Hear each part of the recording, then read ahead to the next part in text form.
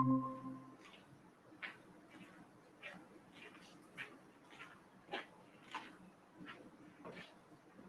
sweet. Wait a minute. So that's showing the other participant. This is you, and this is showing the other participant. Yeah, but I put up the, No, but that's going to OBS. Yes, yes. Yeah. Only, okay. Right. Microphones are on. Now, wouldn't, oh, that's right. You don't see yourself. All right. That's right. That's why I'm not seeing. I got 2 power strips right now. I'll go get another one. Hey, kids. Hey, Jude. Good, how are you kids?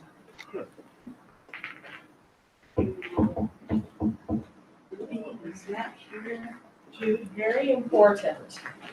Anyone who's using their computer, Yeah, I told Brian and he was like, wait, what? I go, no volume, no mic. right. They don't even have to join the meet on their computer because Mark is gonna have their faces. Okay. So if they would rather not. And then when Brian shares his screen with the PDFs and stuff, that'll be good. So they can use their computer, but they don't have to be in the meet at all. Right. And I hope they realize that. Cheryl, is Ruby here? Nope, I just passed her in the parking lot, she's leaving. I'm like, oh, okay. She's going from, I guess zoom in from home. So, yeah, Okay. so So I got. Cheryl's here. Robin is, No one's gonna be here. no, Robin, and now Brian just told me that Robin is coming today, Sure. so. All right, well then, The only board member. it Cheryl, Robin seems doesn't like talk, is- so I'm putting this microphone by Cheryl. Yeah, sounds good. We don't have enough mics. I know, with these little cubicles now, we're Right. running into the whole, oh no, we can't share Glenn a and Jay are microphone. gonna have to speak up. You They, know what? they're probably not gonna share a mic, but now we got these.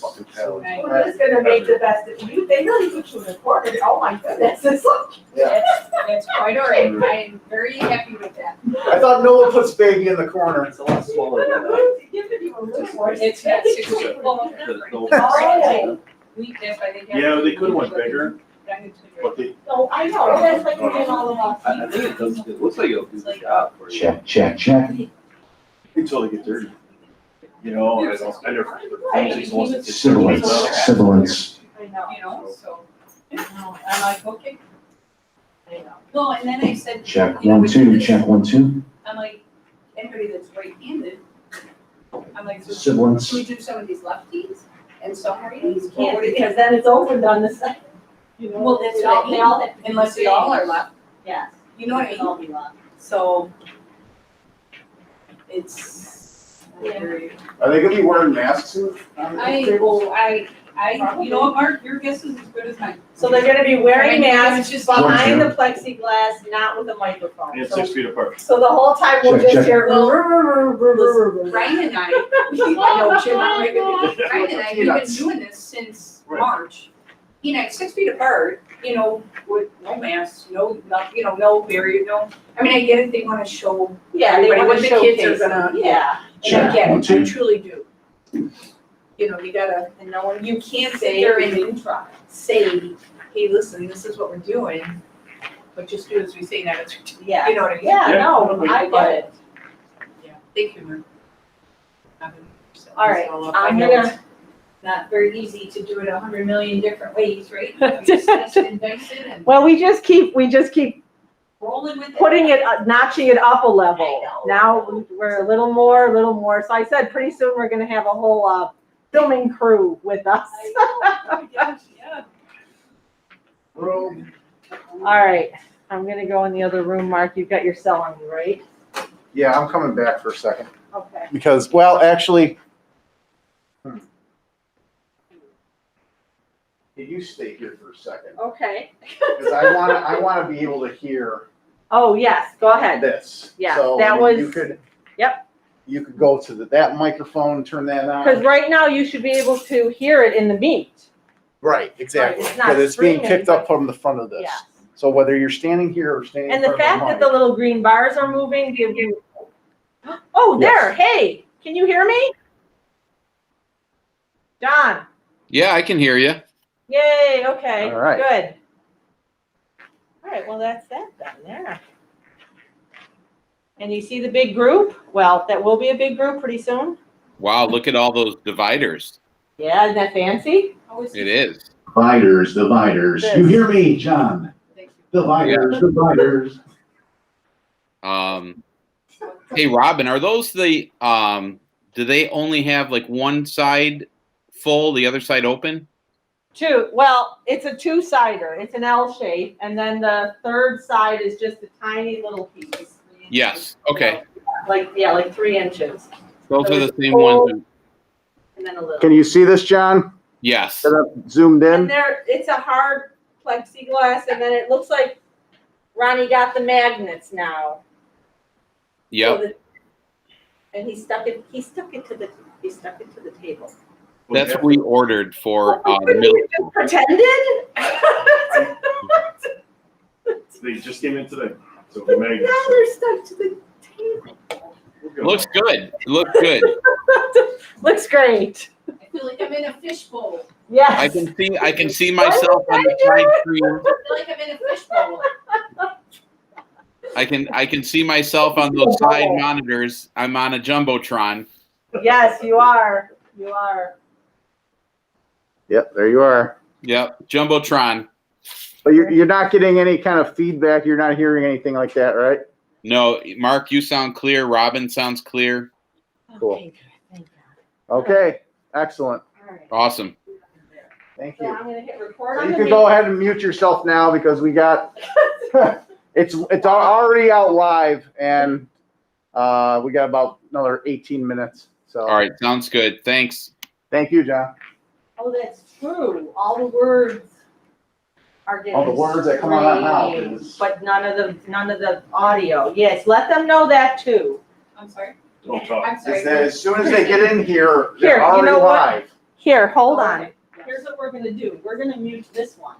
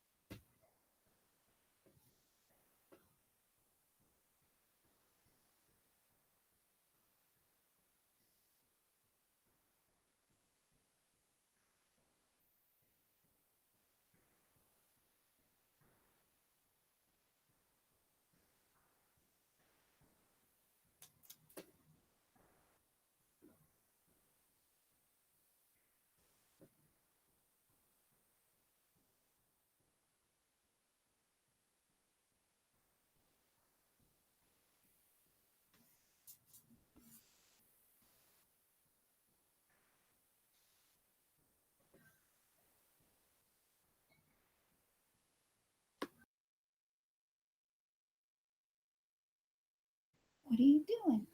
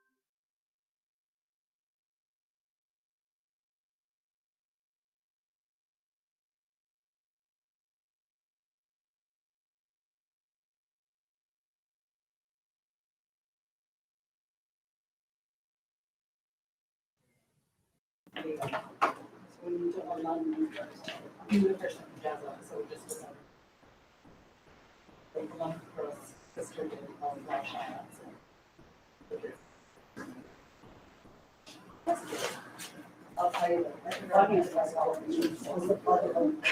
nobody was together, like, I know, so I kind of just stood there and listened to Brian, right, because we were all so good. It was so funny, I'm like, it was almost like a rap. Check, 1, 2.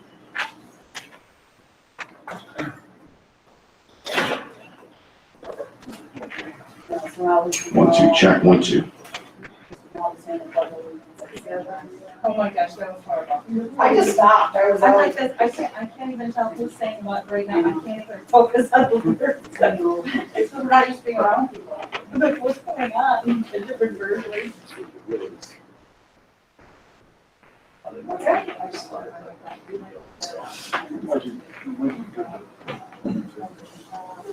Oh, man, was it?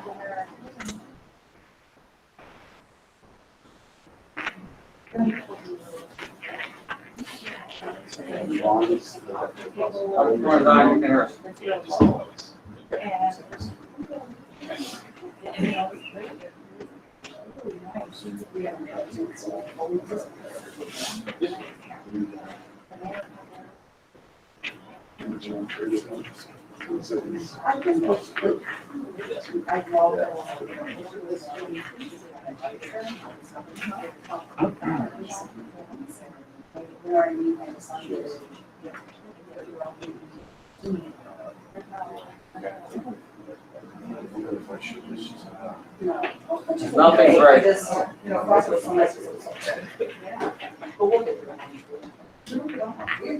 Let's figure for your tech guys. We haven't either. have our Everyone wants to go out for her birthday on Thursday. She wants to go out for her birthday on her birthday, but first time I've ever. Nobody's going anywhere. Well, actually, it'll be on Thursday. So yeah, if you want to use it, want to know. No, that's good enough. Thank you, Mark. Thank you. Stop walking in the shot. Make sure we're good. Sarah back in Fredonia, by the way, Mark?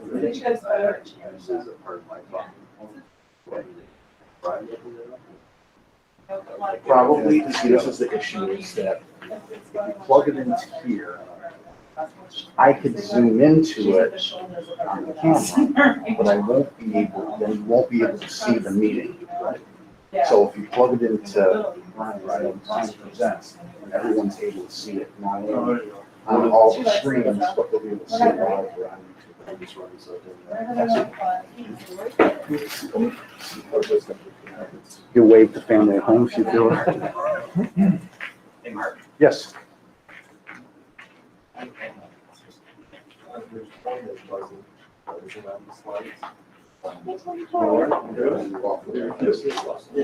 Yeah, what should we?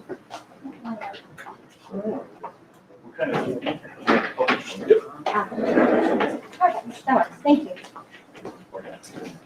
Do we have everyone? Yes, Jude has that one with handouts. Okay. So it's just us, if you want handouts. Hold on. It's just us, I have hard stuff if you want. I've got one, but I haven't seen anything out. Yeah. I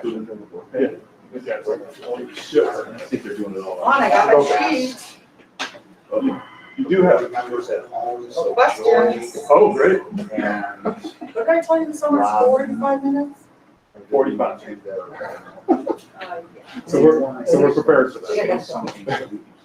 Has to make sure people keep Jessica's driving with us. I know.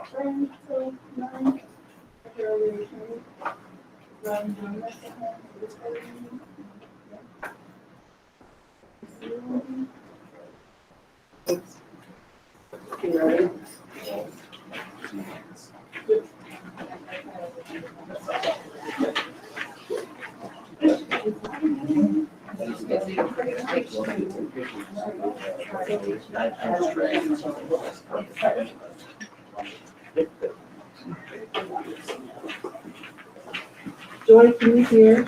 Can you hear us? Hello, yes. Okay, thank you. Great, perfect. That's all I needed. Thank you.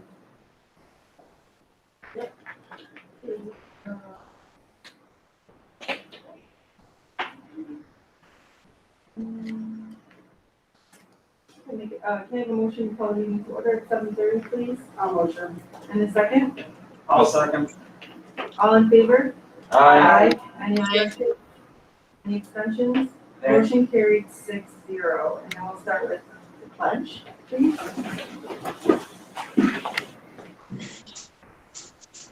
A pledge of Allegiance to the flag of the United States of America and to the republic for which it stands, one nation, under God, indivisible, with liberty and justice for all.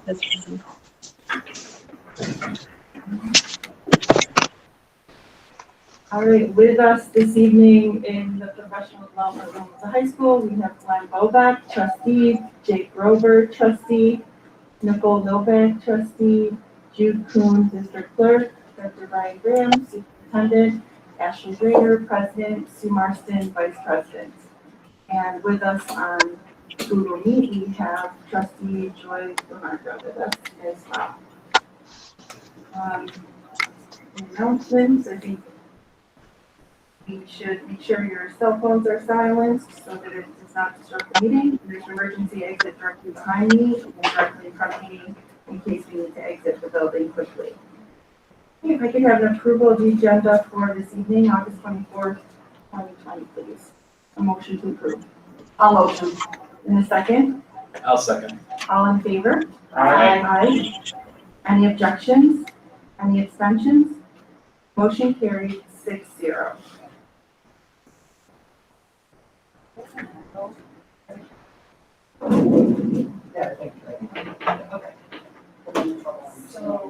Okay, I am going to shut my computer down. This is creating an echo.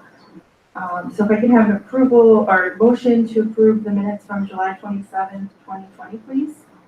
I'll motion. And second, I'll second. all in favor? Aye. Aye. Any objections? Any abstentions?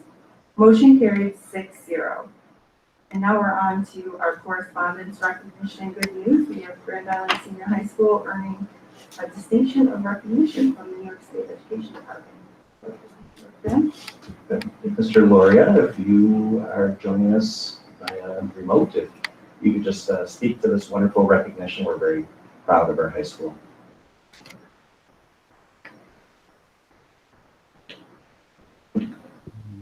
Got it. Thank you. Just trying Thank to. you. Yeah, we're very proud. One of the things that we have learned over the last several years is that distinctions are being awarded in new ways. So over the last several years, we have learned that accountability is changing in New York State. One of the things our district, as I've spoken to this board before about, is that we have changed in terms of how we program our kids, how we look towards not just the graduation rate, not just towards the advanced regents rate, but what our students are doing to be career and college ready. So as many of you remember, we have worked with our business department to develop new academies, establish internships and partnerships throughout the community. And through each of these, we have raised the bar for many of our students to have what we consider a CCCR, career and college readiness, distinction that is now reported to New York State. And so having done that, I think that along with many other factors, including targeting our chronic absenteeism, improving our advanced regents rate and graduation rate, all together are now measured differently than maybe Business First has traditionally measured schools. But in this category, we've done very well over the years, and we're really proud that we earned this recognition from New York State. Thank you, Mr. Loria.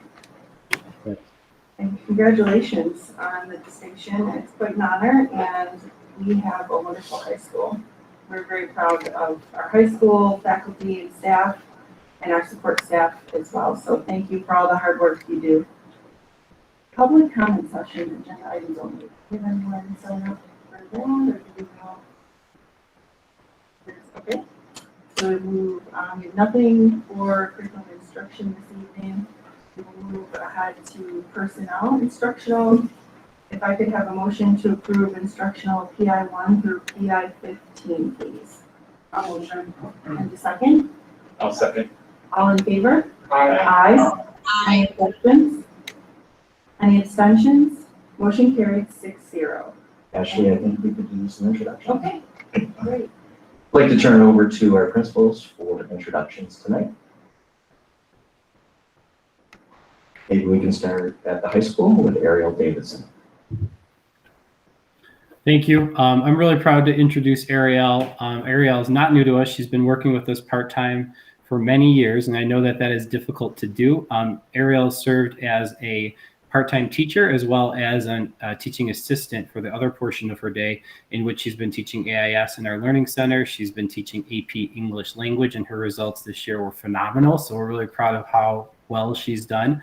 Over time, we've seen a lot of growth in Ariel. We've seen her adjust from a relatively new teacher with lots of creative ideas, but into a really skilled craftsman who really knows her art and does a very strong job. So we're really excited that she had the opportunity this year to interview for a probationary position, which we are excited to have her join our team full time. And I know in her interview, she spoke to this in terms of being really excited to invest herself fully in the Grand Island community now that she doesn't have to have other side jobs and maintain all of those to keep herself afloat. So we're really glad that she's here now full time and really committed to everything we do. So congratulations, Ariel. I'm really excited. I'm very proud of you over these years. Thank you, Mr. Loria. And before we move on to the next agenda item, I just want to recognize Nora Klein and Ellen Lewis, Rosemary Pavlaka, and Penelope Schmidt for their wonderful years of service to our students throughout the many years they've been with us. We congratulate them as they retire and wish them all the best in their retirement. So congratulations to all of you. Thank you, Ashley. Okay, moving on to personnel non-instructional. If I could have a motion to approve PNI 1 through PNI 3, please. I'll motion. And a second? I will second. All in favor? Aye. Aye. Any rejections? Any abstentions? Motion carries 6-0. Ashley, I just want to again thank all of the employees who are choosing to resign or retire from our SRP. We wish them all the best and thank them for their wonderful years of service. I'm sure Jude will put together a nice reception for them at the end of June, right? Okay. And just congratulations to Jude Coons on the contract renewal, so congratulations. Thank you, Ashley. Yep, now we're on to finance with Dr. Harris. Dr. Graham, did we want to do the presentation pertaining to the capital project, since I have an item in there that requires approval, but it will be talked about throughout the presentation? Sure. For the board, it's up to you. Their presentation, I think, is listed under superintendent report, but we can move it into finance and. Okay, that's great, Ruby. Ruby, would you do the introductions then? Considering I can only see myself on Marston's screen, I am going to assume that we have Vaughn, there who is with campus, and I believe Matt is there with Young and Right. I do not know if anybody else walked in. Oh, Well, I was going to start with introductions too. So. thank you. Good evening. I'm Vaughn Miracle with Campus Construction Management. With me is Madeline Murphy, also from Campus Construction Management, and Matt Cummings from Young and Right Architecture. So we have a brief agenda to go through this evening. Being the end of summer and all, we'll try to keep it short and keep it to the point for you all. We'd like to give a construction update with both phase 1 and phase 2 of our current project. Next up, we'd like to present to you an option for a change order that we have for the scoreboards at the baseball, softball diamonds. And then Matt Cummings will get into an option for traffic control at the front of the building that we're considering. And then lastly, he'll jump into the Kegabine structural analysis update for the board. All in all, this summer's been a lot of good news. We've put about $9 million worth of construction into place since June on the campus and throughout the district. It's been a good summer. There's been challenges presented, of course, along the way, but nothing that we're not used to big picture. And we think that by the time the students and staff return to the buildings, we're going to have things in very good shape for the district. What we'll do, I'll start off with just a general update. Everyone should have within their packet the photos and a brief update for the end of the summer. Brian also has it up on the screen.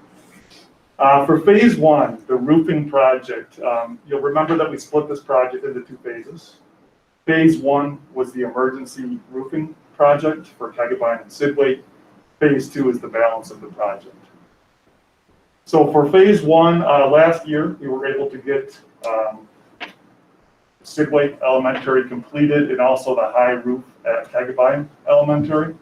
This summer, we finished off the low roofs at Kegabine, performed the punch list last week, and the contractor's working their way through finalizing that effort now. Phase 2, site work, I'll kind of break down into 3 areas. We have the tennis courts at this complex, we have Drive 5, as well as the parking lots, and then lastly, the athletic complex. This summer, we're able to get Drive 5 into binder course, which is your lower level of asphalt. Curbing is in place, drainage is in place, and that's going to be ready for the return of school. The parking lots, we're going to mill, and we're going to start milling those lots this week. What's directly behind the tennis courts and that entire area, and get that back paved, striped, and ready for the return of school on September 8th. Lastly, the athletic complex. If you remember, we bid this project in mid-spring, and the thought to maximize bidders at that time was to have that athletic complex go summer and into the fall. That worked well for us, so that athletic complex goes through the fall with about a Thanksgiving time frame in terms of completion on the complex. Okay, and with that, I'll turn it over to Madeline for a discussion on the interior. Good evening, everyone. So as far as the interiors are concerned, and what we did primarily through phase 2, the high school pool wall renovation is actually complete at this point in time. So that was taking out that original glass block within that area, rebuilding the wall up, putting new ceramic tile on and a new graphic. So that space is cleaned, ready to go for the start of school. Our auditorium sound booth got constructed this summer as well. So that was providing that new area and some handicap seating adjacent to it. The acoustical portion of that work will be conducted this fall when we get an acoustician in here to understand what the space truly needs to help out with that. The middle school and high school main entrances got some construction as far as the structural steel work in both those spaces. That was truly the most invasive part of that scope of work, so we tackled that this summer while staff and students were out. And then the glazing and storefront work and building the security office at the high school main entrance will carry on into the fall. The middle school classrooms received new unit ventilators throughout and radiant heating in all of the classrooms. That's at this point going through some unit startup, just kind of getting some final touches in there, getting things cleaned up and ready to go for teachers next week. The middle school nurses health suite got a little bit of upgrades, a little bit of just, finishing touches, some new paint, some wall reconstruction and some floor patching in there. We do have a new window that we put into the nurse's office as well that she'll be able to look out at the patient rooms at. The youth kitchen did get a kind of medium duty renovation in that space. We did put in a new floor, and there is a couple serving lines and dishwasher lines that got replaced in there as well. And the Sidway cafeteria got air conditioning upgrades as well. So other than that, we obviously had a lot of supporting abatement work that carried through in this area. The high school cafeteria library and library space also got air conditioning upgrades as well.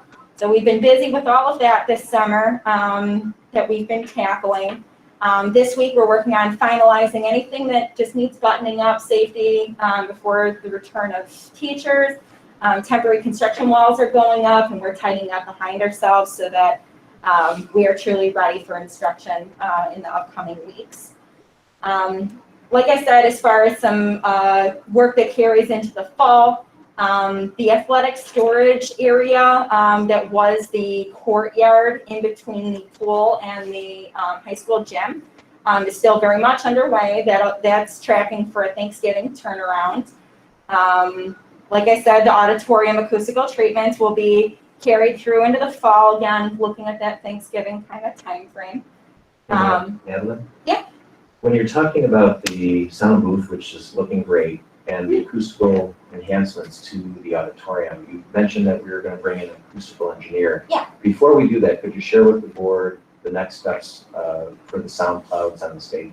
Sure. So an option that we looked at this summer was providing an acoustical enclosure within the stage area that's going to help really redirect that sound out into the auditorium instead of it getting trapped up inside of your stage area. So once that's in place, that order's already been placed, we're looking at kind of a mid to end of September lead time for that material to get here. So really kind of that first couple weeks of October, we'll be looking to get an acoustician in here to do some sound testing and really see what else you need as far as, making that space what it needs to be for sound quality. And then just one more thing, could you speak a little bit about the toilet room that's going in the music room? Absolutely. So the toilet room, music toilet room got built out of the one classroom. We took a little bit of square footage in there to build that. That was a space that was always going to carry into September. We are pushing that so that that's turned over to the district as quick as possible. So right now we're kind of thinking that third week of September we're looking at for district occupancy. Other than that, the only other kind of fall construction type items, we'll obviously continue our work in the middle school addition. We do have the seal all up in that area. So again, a lot of that heavy lifting, a lot of that invasive type of stuff we were able to carry out this summer, and we'll be able to kind of tuck ourselves away in that space, finish that out, right around the holidays, end of December time frame. And then we'll be able to move that staff into their new home and we'll be able to renovate their old space. We'll also be tackling the youth auditorium. Probably about mid-September, we'll look to start getting in there, and same thing, end of December, we'll look to turn that over as well. Madeline, when the work is being done during the school, during the school year, is it second shift work that will? Absolutely. Yeah, so this is this week, again, we're finalizing, we're putting in our temporary construction, we're buttoning up those fences, making sure that all our materials find their way in the staging areas, and getting cleaned up. Next week we see as more of a transitional week. We'll be focusing more on our outside areas and really minimizing our building footprint, so that while staff and students start to come back in, we're really not, around. The place is not a construction area. And then as of the week of the 4th, we'll start our second shift rate, and totally shift construction and minimize ourselves as much as possible. Madeline, I know some of the students and staff are probably going to be interested to learn about parking in the back. I know you talked about some of the mill work and everything that's going on, but if you could just let the board know, will faculty be able to park back there when school starts, and will students be able to park back? Yeah, so the intent for the southeast parking lots back here that line up with the turf field is for those to be available for teacher and student parking the week of the 4th. So we're still going to take that time up until to finish up, make sure we get milled, paved, striped, like Vaughn mentioned. As of September 8th, as of Tuesday, the district will have Fridays. Right, yeah. Okay, I know Matt's going to present it. Are there any questions for campus construction before Matt Cummings speaks? I have a couple. Is that where the high school students will enter as we're finished up the front entrance? Do you know where they will enter?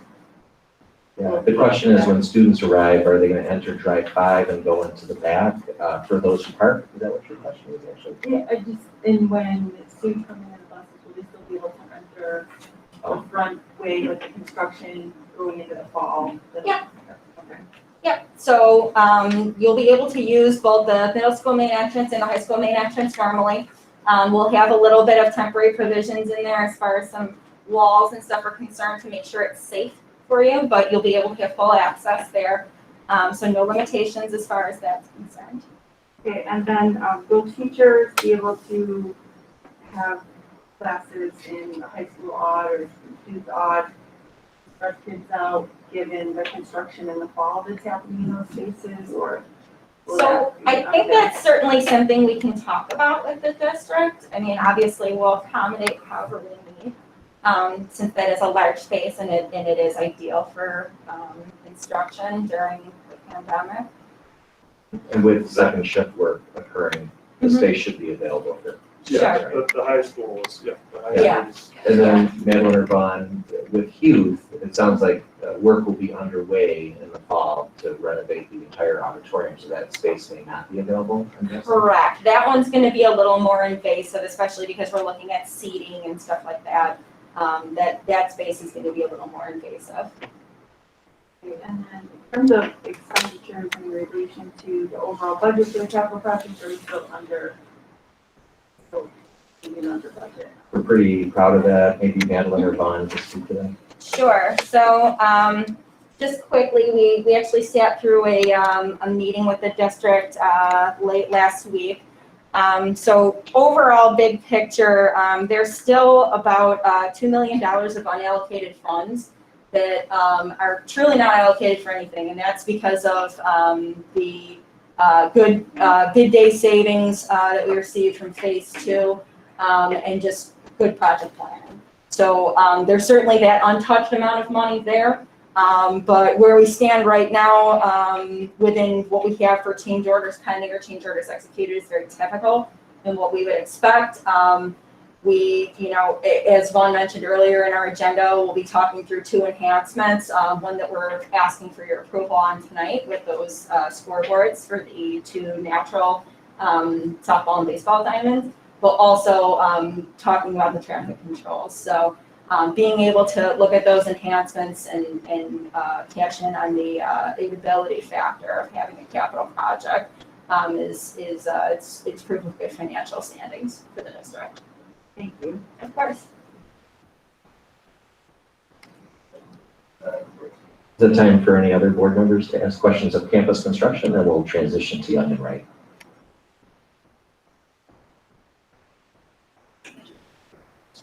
Yeah. Brian, did you want me to go through the scoreboard change order real quick? Yeah. Sorry, that would be great. Okay, yeah, absolutely. So part of the board packet that we gave was a document capturing the baseball, softball scoreboards. This scope of work was originally talked about really ahead of the Phase 2 project. And it's what's going to offer equity for your sports fields, since obviously the new athletic complex is going to encompass a softball and baseball diamond. They're going to have new scoreboards as well. So it would be catching up the natural turf fields to kind of match and get along with that. So as I mentioned before, your financial standings are good. And by putting this scope of work into the capital project, you can then benefit from that ability from SED. So we believe the change order in front of you today is reflective of good pricing from this vendor. They're currently a prime contractor. All their insurances and bonds are already in place with the district.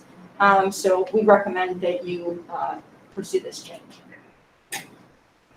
So just to recap, Madeline, Yeah. there will be 2 digital scoreboards in the multi-sports complex, and the request here is to add these 2 for the natural grass diamonds so that there's equity between all baseball and softball diamonds. Absolutely. And the aidability is the state covers 74 cents on the dollar of that amount, that's still the same. And without it, there would be no scoreboards on those 2 diamonds, or they would be. That's correct. Right now, there aren't any, and there haven't been, but by adding this multi-sports complex with scoreboards, the request is to have equity on the natural diamonds as well.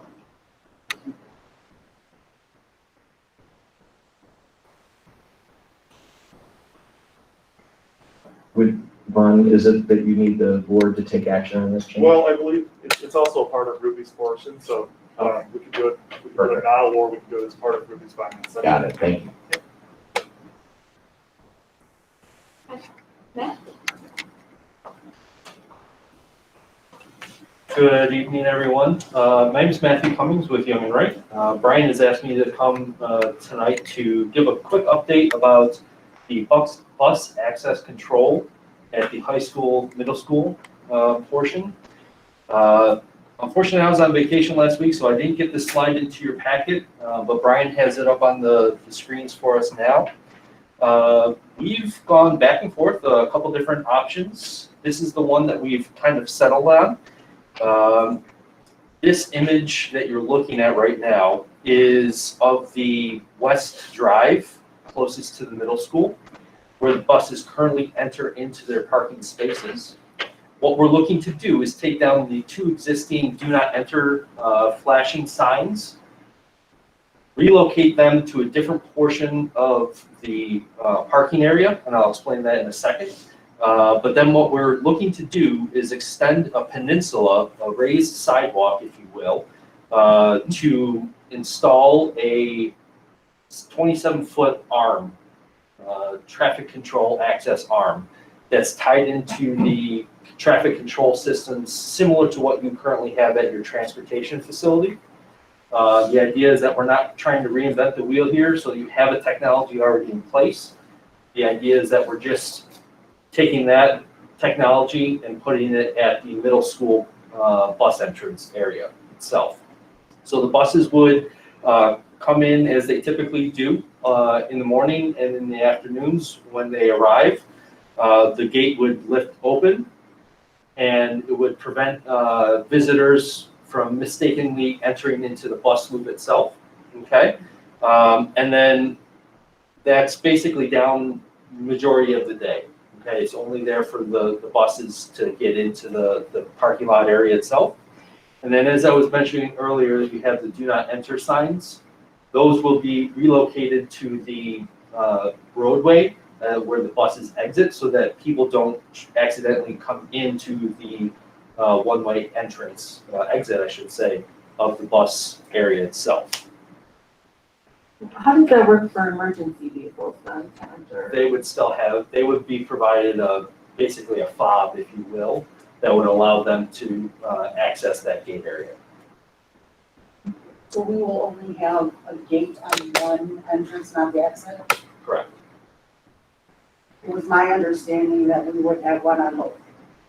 We looked at, Man, could you just speak to the cost and where we are right now? Yeah. If we just went with one versus two. yeah, so we looked at that as an option. As I had mentioned earlier, we looked at multiple options. That option where we had gates at the exit of it, we would need 2 arms.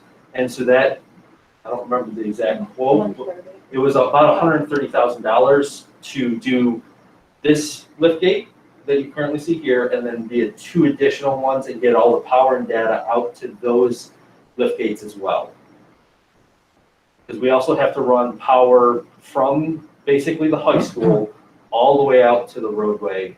It's just a very costly endeavor, so we were looking to make this more cost effective using some of the existing infrastructure that you have out there. So unfortunately, it doesn't really meet our needs. You know, the example that I will share is somebody came in the exit, and that was when my son and I were almost entering the school. So I feel like this is just, we're doing this halfway. So if I'm understanding correctly, this, what we are doing here has cost $130,000. Well, what is the cost of this, and then what's the cost of the additional? Sure, so this design itself was, Vaughn, help me with the number, about This one, 30? well, with the additional flat work and with this peninsula, this one was around 60 versus the other that's over double the cost for going to 3. So it would be 130 total to have 2 arms. Total of 3. 3 arms, 3 arms. 2 on the exit area and 1.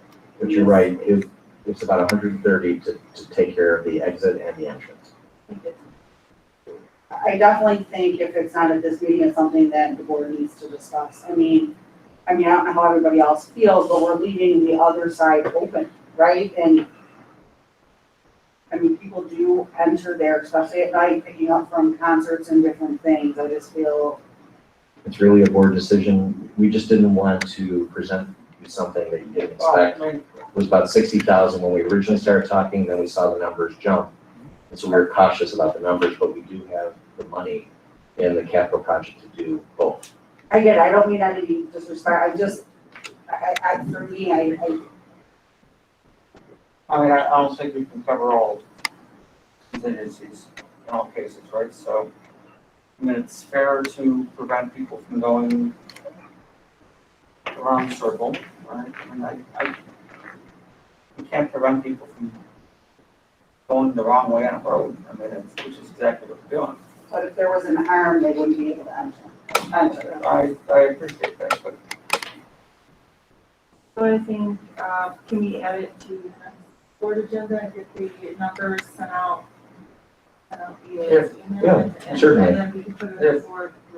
if we later decide to add the second gate, is that increasing the cost or is it the same cost we're having now? Well, you have to. You want to do it during the Yeah. project, you know, just to get the aidability on it. And when that crew is here doing one end, it's just going to be more cost effective. Yeah. Joy or Nicole or Jay, do you have anything you want to add to the discussion? And you've heard from myself, Ashley and Glenn, it would be great to hear the thoughts of the other board members. No good points. I mean, if you're going to try to prevent people coming in from either sides, I would agree. But Glenn also makes a good point. Is there a possibility we start with the one and then we're still within the capital project?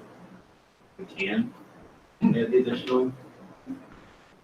Or are there any other options less expensive? Do you see this as the best option for us, or is there anything else you can recommend? Or This option included us taking those flashing do not enter signs and relocating them out front. So that was our traffic control measure for the front to reduce the cost. The issue is at night, and the problem just doesn't happen for the entrance, right?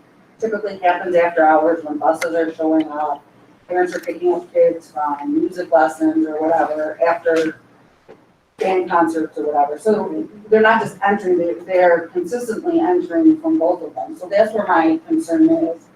And I appreciate that it's more expensive, but I guess my thought would, and as an estimate, not holding you to anything, what if we didn't do it now, we added it later, not taking into account the aidable funds, right, which we put these on that, what would you say the additional cost? Are we looking at another 20, another ballpark? To add the additional gate later. Correct, yeah. You know, it could be an additional, you know, 10 to 20,000. Yeah, to separate the two. So we could wait, then we So I have a question. Then what we would pay, and then is it not aidable? It's aidable now because we have the capital project and 74 cents on the dollar, so the state pays the 74 cents on every dollar spent. And just, you know, my thinking on it is that since there's electrical work involved when you're laying the conduit, right, for the electrical, that you would want to do that all at one time. Correct? It would be easier to do it and more cost effective to do it all at one time. So that's something to consider. And I just think I've seen so many cars. We've had a number of emails and a number of parents that have spoken out about, you know, near accidents where people are speeding in both directions into that loop. So I just think it's very important safety-wise to really think about, you know, the extra. It would be, you said 30 versus, or 60 versus, it'd be an extra $70,000 essentially to make sure that it's safe and no one is able to enter 100%. Unless they crash through the bars. They crash through the control arms, but obviously this would guarantee 100% that no cars would be in that space where people are walking back and forth. I think Joy has a question too. Joy? I did. Just a quick question. It's hard, I'm looking at the diagram while I'm on my phone, so I'm trying to enlarge it. So from what I'm understanding, I remember seeing the original, and I heard it was original quotes at 60, and then now I just hear it jump to 130, and then the 130 is only for the one side. No. 60 is for one side. 130 would be for all three arms, 2 at the exit and 1 at the entrance by the middle school. And 60,000 is just for the middle school with nothing at the exit except relocating those 2 do not enter signs that we currently have. So if we were to do this now, I was just listening to what Ashley was saying. So if we were to do this now, it would be more cost effective to put them all up now since you're already out there running electrical and doing all this than just putting one arm up and then at a later date doing another arm and then at a later date doing the other one, correct? Correct. Okay. And we have funds for this?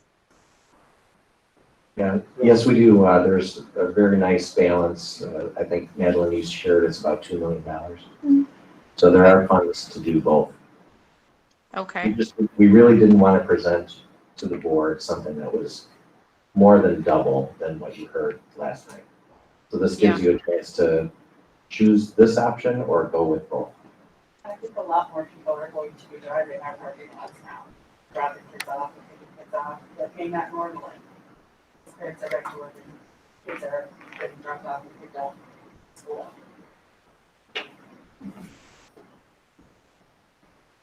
When would you need a decision by? I think really there's not an emergency to it. This fall sometime. I just, for me, it's, you know, I'm all for it because in my opinion, just blocking the entrance does not fix the problem. And, you know, to spend the 60,000 to not correct it, to me, just doesn't make sense. I agree. You have someone mistakenly pull in It happens. or purposely It happens all pull the in. time. Now they have to turn around and exit, so that actually makes it worse. Oh, I didn't even think of that, right? Then whoever turned it out. Yeah. I don't know. Joy, did you say something? No, I said I agreed with what you were saying. And I think, that's my perspective too, is that to spend $60,000, but to kind of not really fix the problem and still have people coming in that loop, just doesn't make sense. I'd rather have the problem taken care of and make sure the kids are safe and they're being picked up for. So do we want to add this to another agenda for discussion, to think about it more, I don't know. For people okay with taking a vote on it tonight, it really doesn't matter what the majority of the board wants to do. Does anyone feel they need to think on it more, or?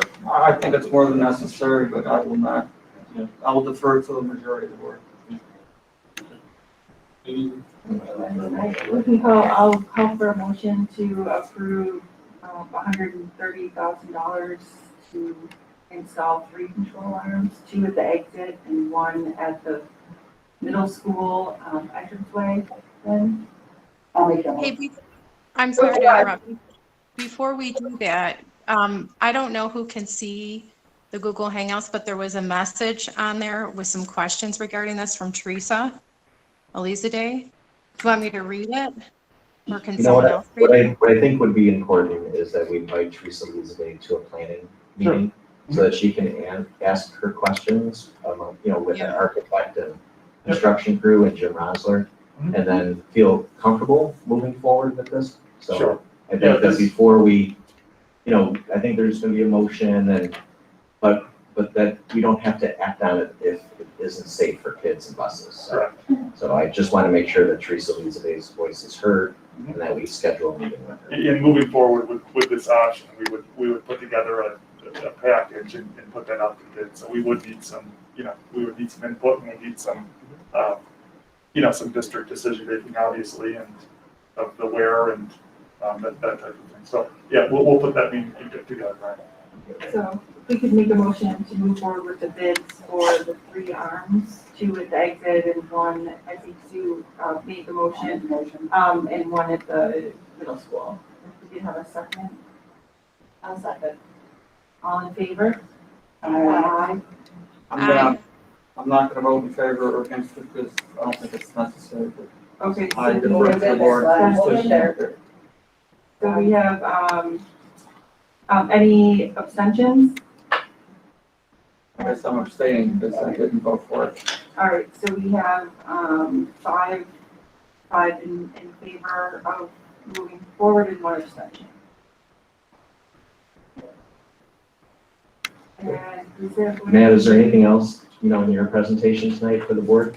The last thing I had was to speak about Kagamine structural Thank you. evaluation.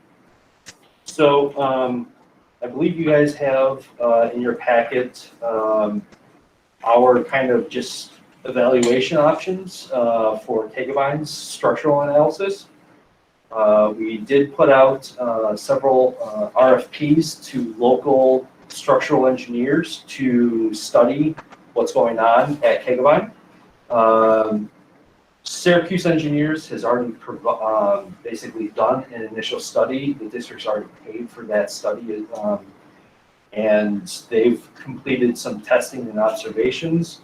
They've made some recommendations on how they feel is best to move forward. They believe they should be removing the affected concrete slabs and any unsuitable soils below that.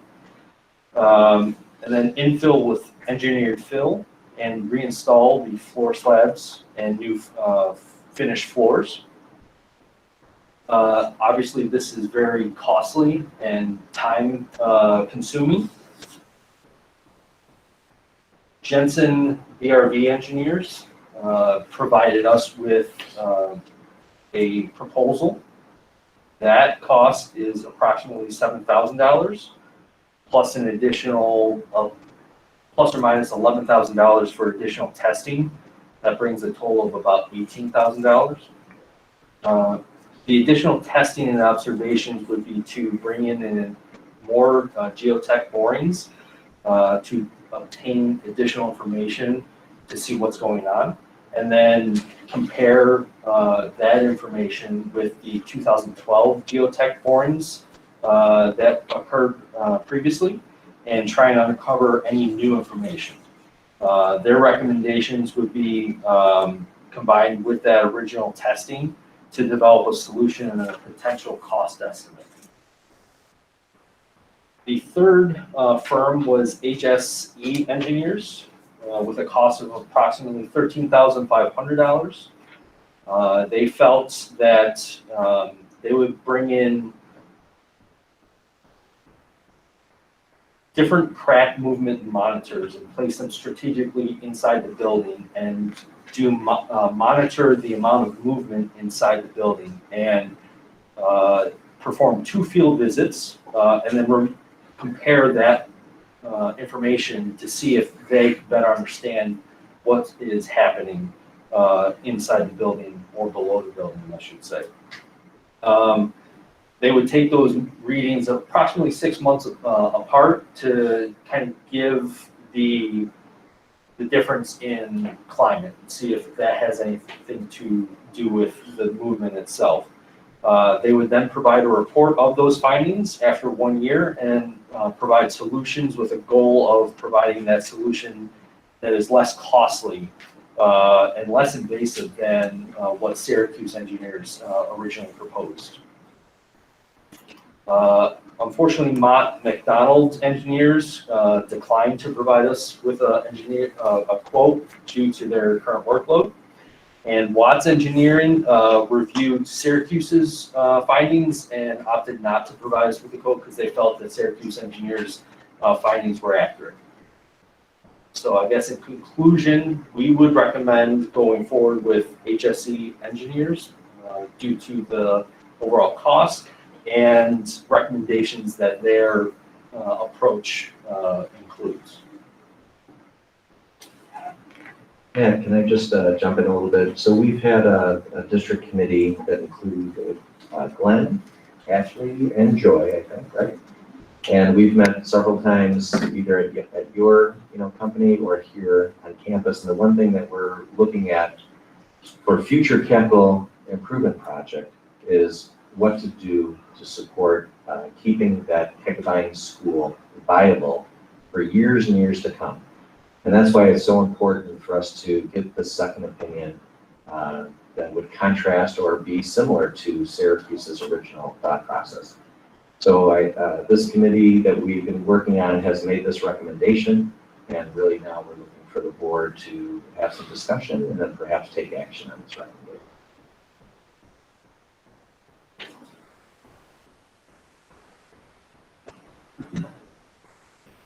And I don't know if Ashley or Glenn or Joy want to talk a little bit about it, but that's why we're here tonight, is to seek action on this recommendation. I'm assuming that the scope of the work is expensive and large, for the lack of a better word. So the investment of another opinion at $13,500 is really nothing in comparison to what the scope of the project will.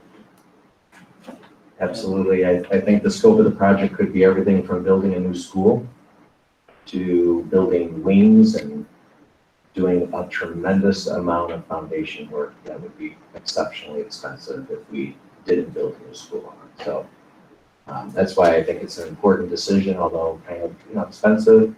It'll provide us with every option and every professional opinions, an engineer's professional opinion on the structure of the building and the final recommendation that will be presented to the board in the future. Yeah, I think it makes sense. Yeah, absolutely. The Agree. scope of the work makes sense. I agree. I think the HSE engineer report would be the one to go with because of the whole crack monitor readings. That would be really interesting just from sitting on the committee to see what those reports are, knowing, the structural issues that are going on with the school. This is on there. So I don't know if we want to move ahead with a motion to approve finance A through G and the addition of J that we spoke about earlier. If you want to have Ruby talk about each individual item. Great, Matt, I don't think there's any further questions. If you just want to sit and wait a little bit to see where we head. Oh, no, J is agreement. This one is actually G.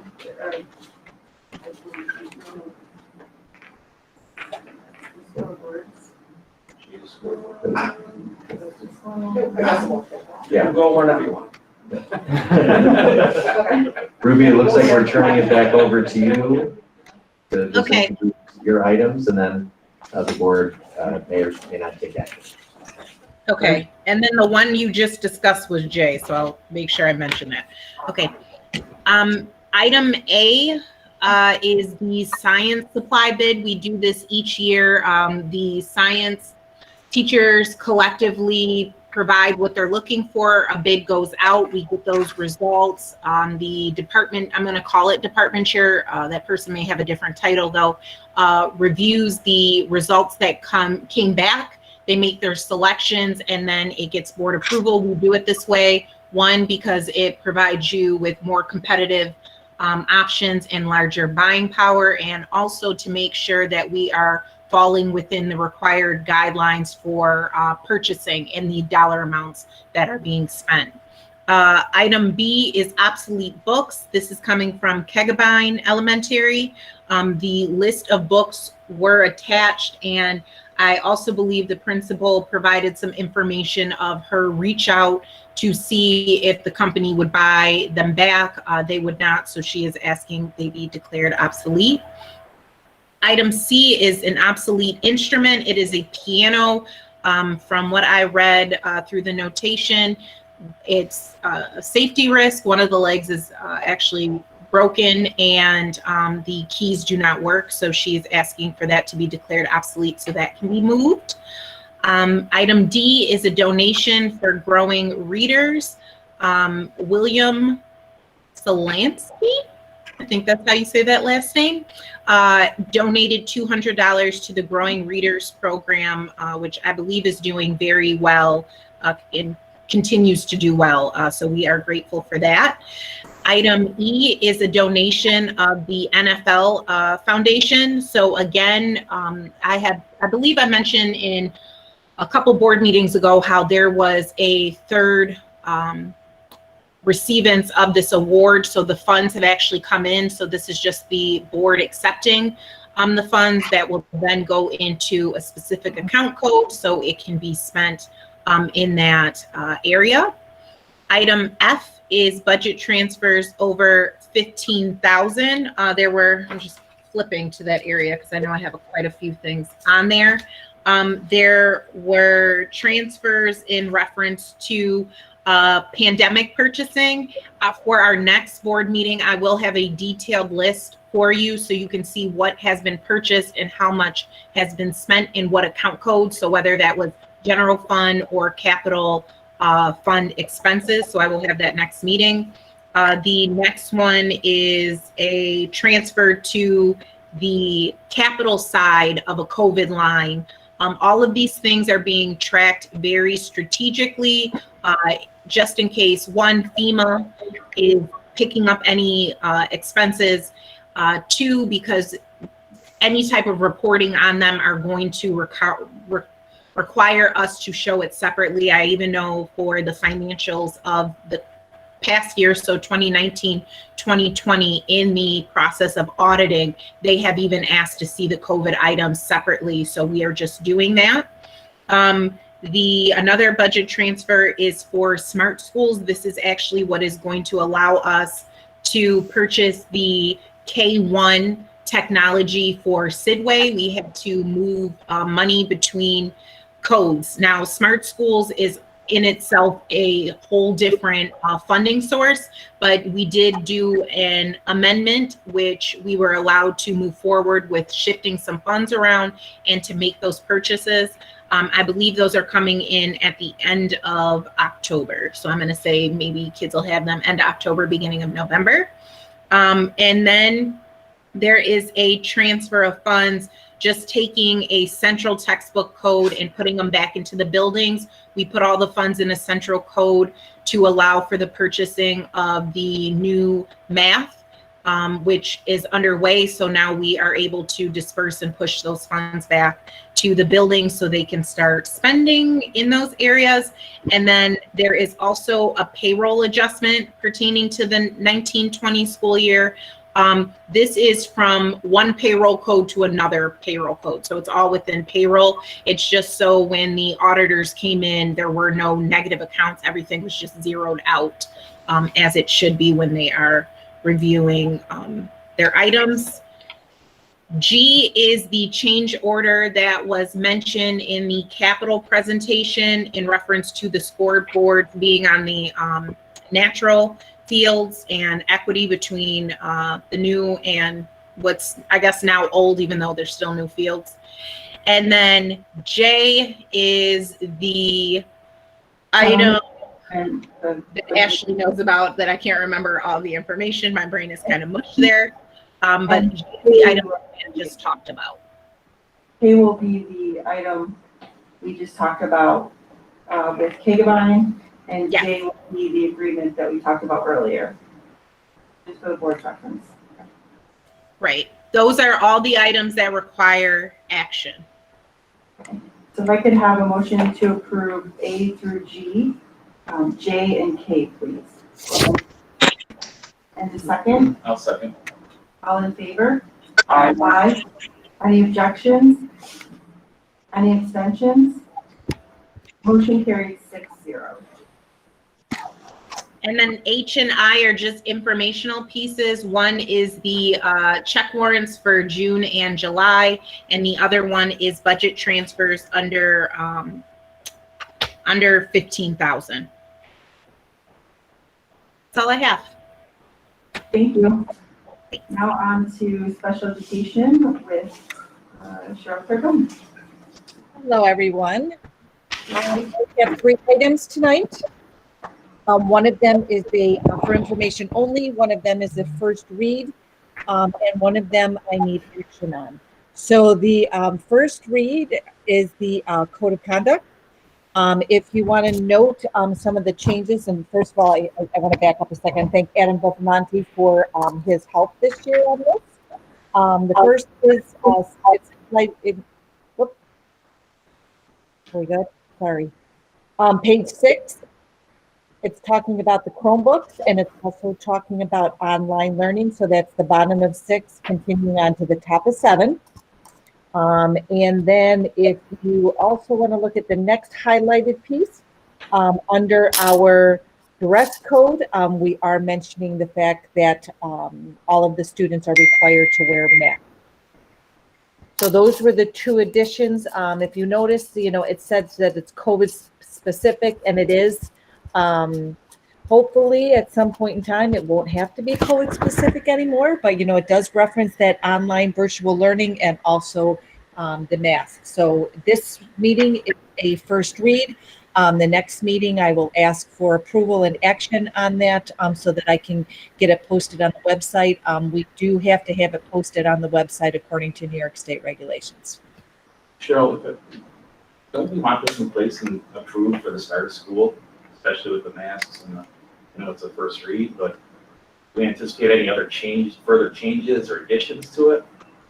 Or I would say that there will probably not be any changes or additions to it.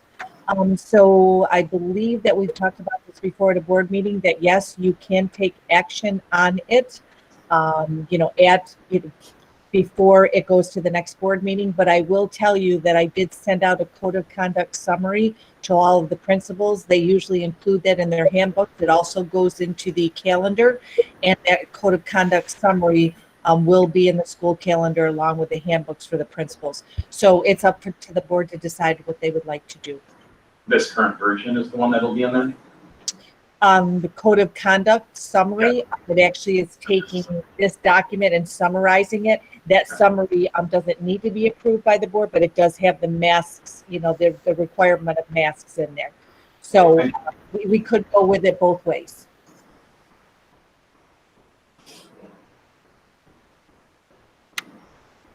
All right, do you want to make a motion to approve this now or wait until the next board meeting? Anyone have any thoughts on that? We certainly can wait as if the masks are in there, you know, in the summary statement. Okay. All right, so we'll wait till the next one. So if we could have a motion to approve special education pupil personnel services committee, please. A motion. And a second. I'll second. All in favor? Aye. Any objections? Any abstentions? Motion carried 6-0. Thank you. And then I have one last item that also has to be posted on our website. It is the district-wide counseling plan, guidance plan. It has to be reviewed annually. I want to thank Hillary Kretz Harvey for actually, looking at this and referencing it during her social emotional stakeholder group. Our new counselor, Julie Ann McGrath, is the keeper of this document. And we plan to review it again once in October and once in March, so that it will be finalized again next year at a summer board meeting. But this document is just an FYI and will be posted also to our website after tonight's meeting due to New York State regulations. Thank you.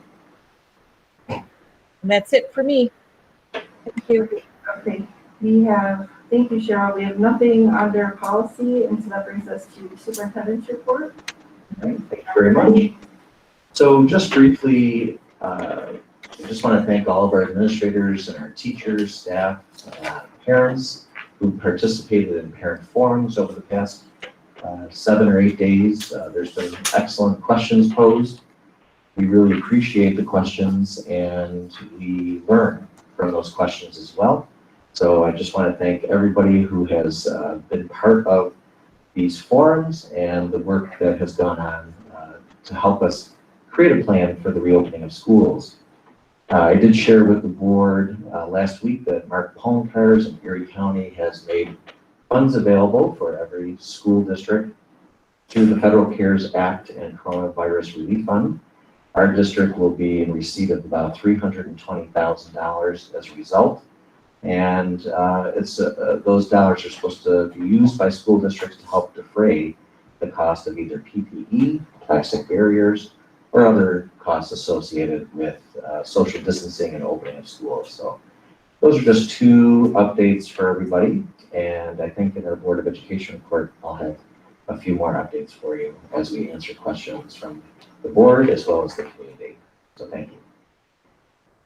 Okay, thank you. And now we are at the moment we've all been waiting for, the Board of Education report and the discussion of the reopening of schools. So the board has posed many questions that came in from community members via email and parent forums and different venues that we've had to discuss the reopening of schools. And Dr. Graham is going to go through and read the questions along with the answers. And will these be posted somewhere too, like frequently asked questions I think on we the can work on website? that. Okay. And this video will be posted. Yes, on this the real video page, so. will be posted as well, and then if we can have the questions and answers that are probably frequently asked by parents as well, that would probably be helpful, so parents can refer back to them. So if you'd like to Sure. take it away. Can I just jump in real quick?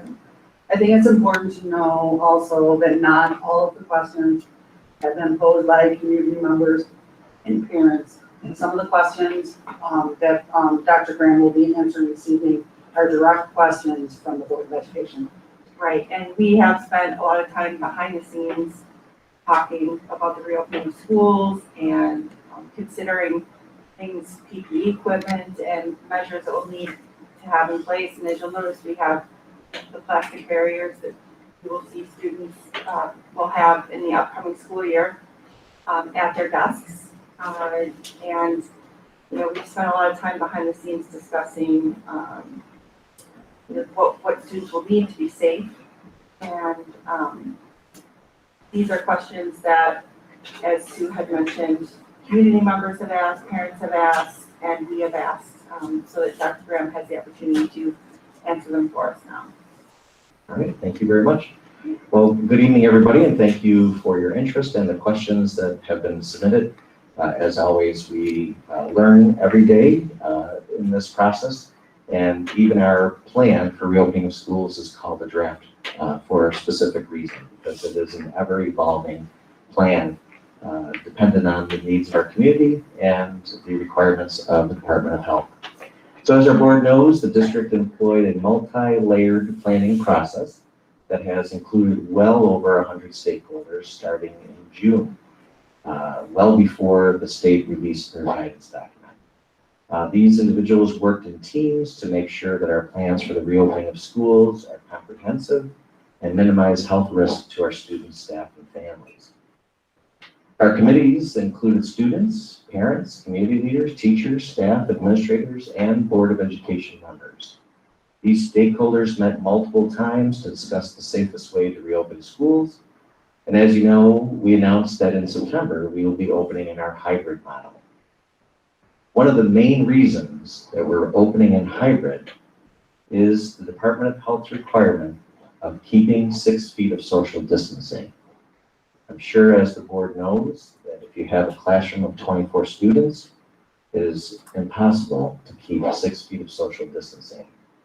So as we have chosen the hybrid model, we are also cognizant that a few schools are able to open with 5 days for some of their elementary students. Super important to recognize that those schools had many teachers on special assignment that they could reassign back to the classroom. The other specific element to that is they had space. So not only were they able to invite all of their, say, kindergartners to school, but they had space and extra teachers to meet the requirements of 6 feet of social distancing and reduce the density in their classrooms. After just this Friday, we closed our survey for families to choose whether or not they would be 100% fully remote or, well, actually choose if they would want to be 100% fully remote. As of this weekend, we had about 10% of our population make that choice.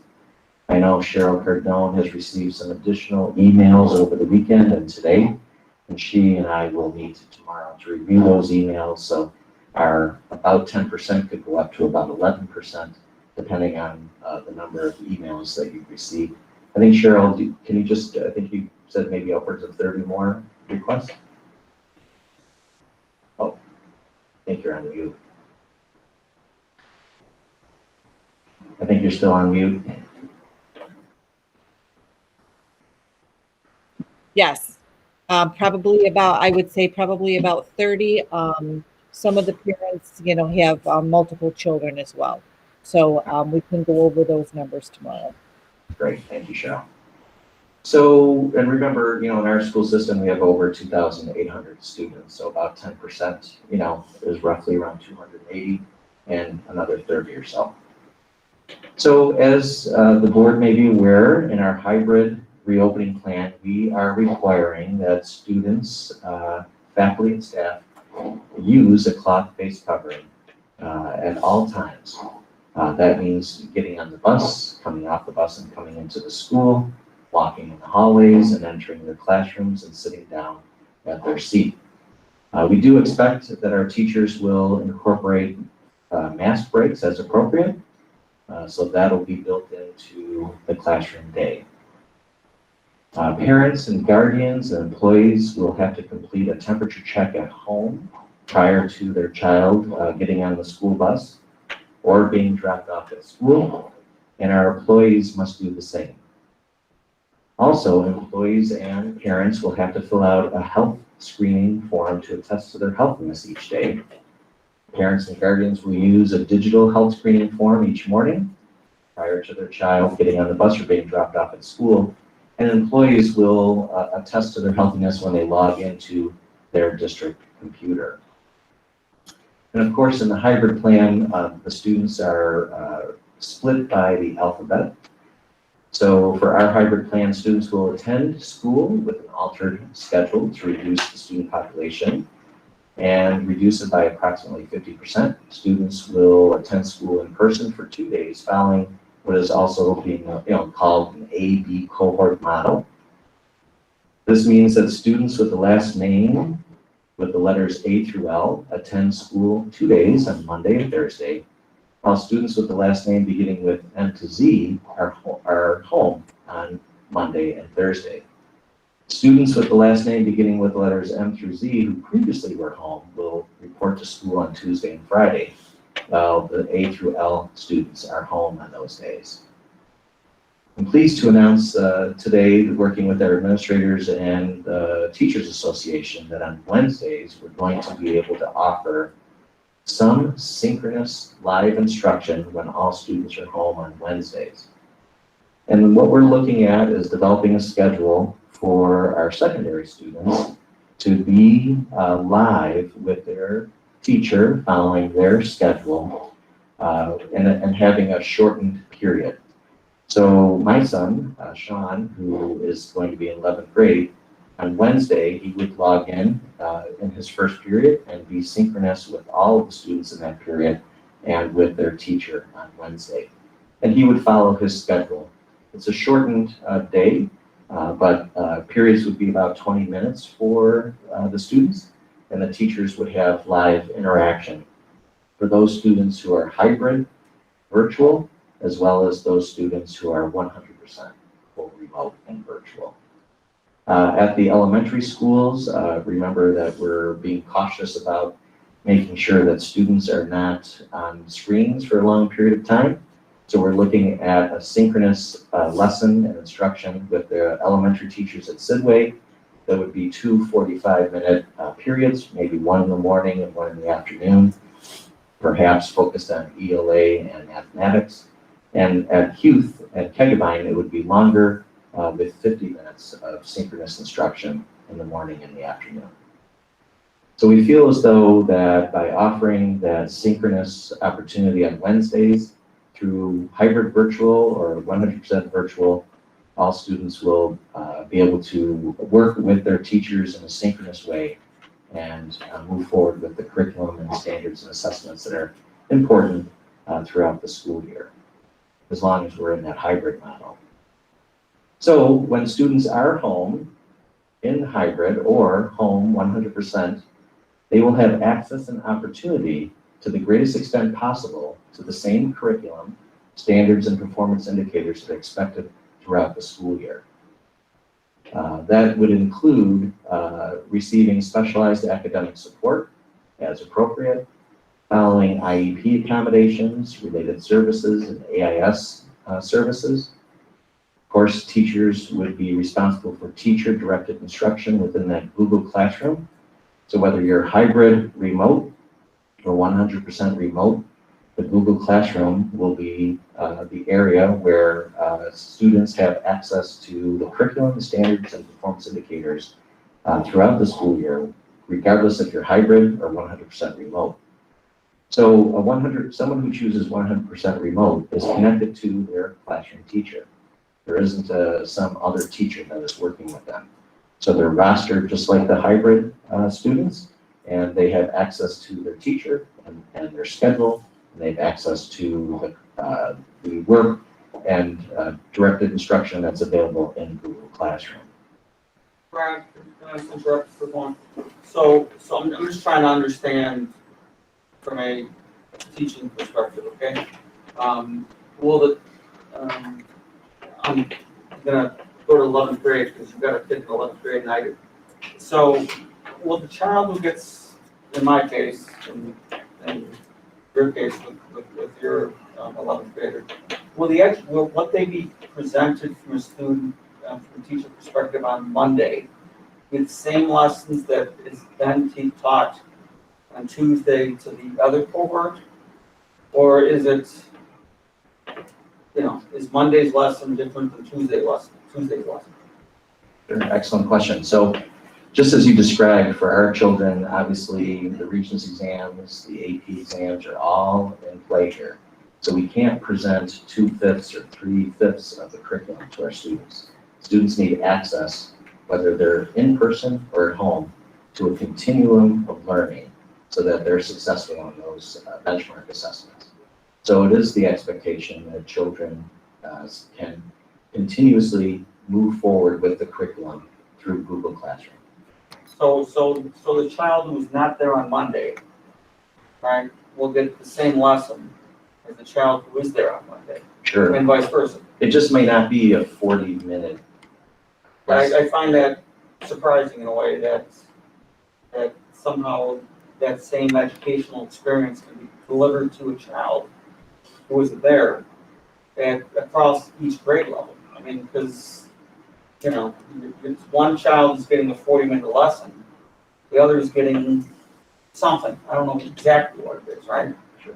And who makes that happen? I mean, is in my case, is Sophia getting something on Tuesday that's going to be akin to what she would get in her 40-minute class that she has in any one of her classes? I don't see how that works.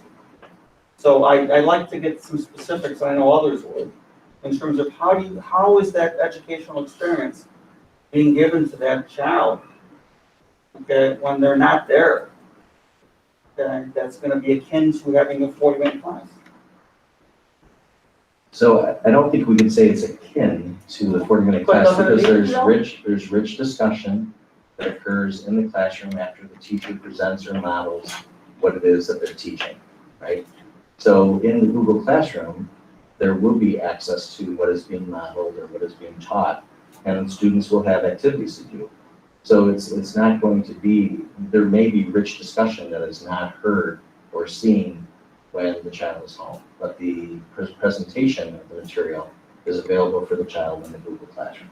Without an opportunity to dialogue back, or, I mean, so and go back to my example, okay, Sophia has a 40-minute math class on Monday. So Tuesday, she's not in class. She's getting presented new material that day, which was not presented to her before, right?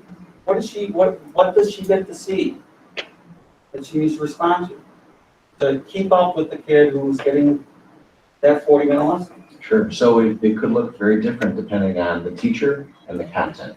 So for example, I met with an elementary teacher who was building Google Slides for her elementary students with Readers and Writers Workshop instructional videos built into those Google Slides. So that's very different than another teacher who may choose to record themselves doing a presentation. So they were learning how to measure for density. So they were learning how to measure for volume.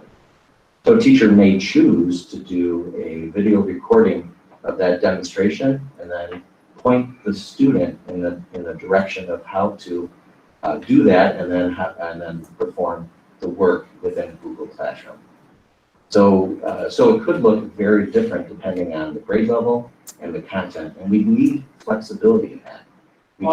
We just can't say we're going to turn on web cameras and microphones in classrooms and expect that we're going to have this live synchronous opportunity for kids who are at home. I understand we need flexibility. We also need some monitoring to ensure that each individual classroom and child is getting the education. Because, sure, you know, if a main concept is being taught on a Tuesday and my child is not there, right, then, you know, how do they catch up? So that's a great question. And this is the concern that I'm hearing over and over from parents, is that, you know, it's different, you know, you look at it from a different perspective and say that the same material is being taught on a Monday and a Tuesday, right?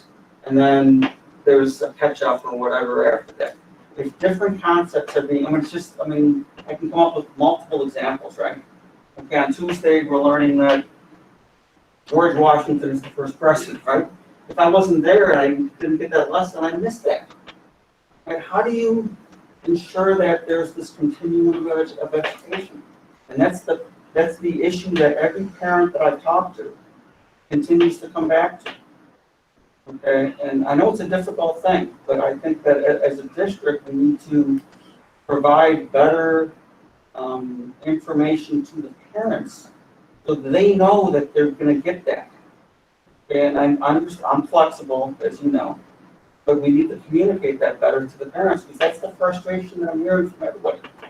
So let's, let me let's, just ask one quick question. So these questions were part of my questions.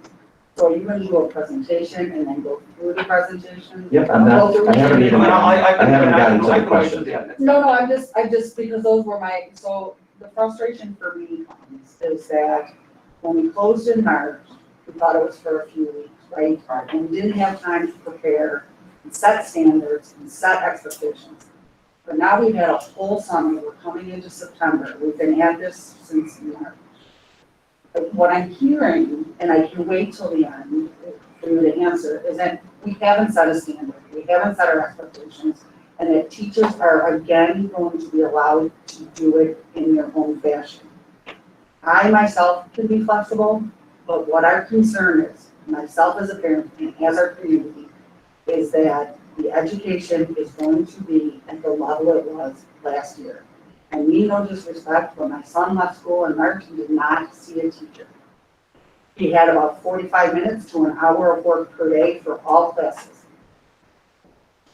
That's what parents are looking at, right? And you can hear multiple stories like that. So that's why we're asking for standards, expectations. Right? Is it going to be a video? Is it going to be, I mean, should be, so the frustration is, and I'm hoping you answer, is that there should be expectations and standards set. High school teachers are going to be responsible for this. Middle school teachers are going to be responsible for this. And obviously elementary being different. That's where our parents' frustration is they're not understanding what's going to happen at home. And to be honest, the kids don't want to even hear their parents' voices anymore. Like, we're teaching them, we're parenting them, we're their playmates, we're their parents, because they really can't do anything. So they're looking for the shift to go back to the teacher. So those were in my questions. I don't know if you're going to go through something and then answer the questions individually, but you know, I share in one's, you know, questions.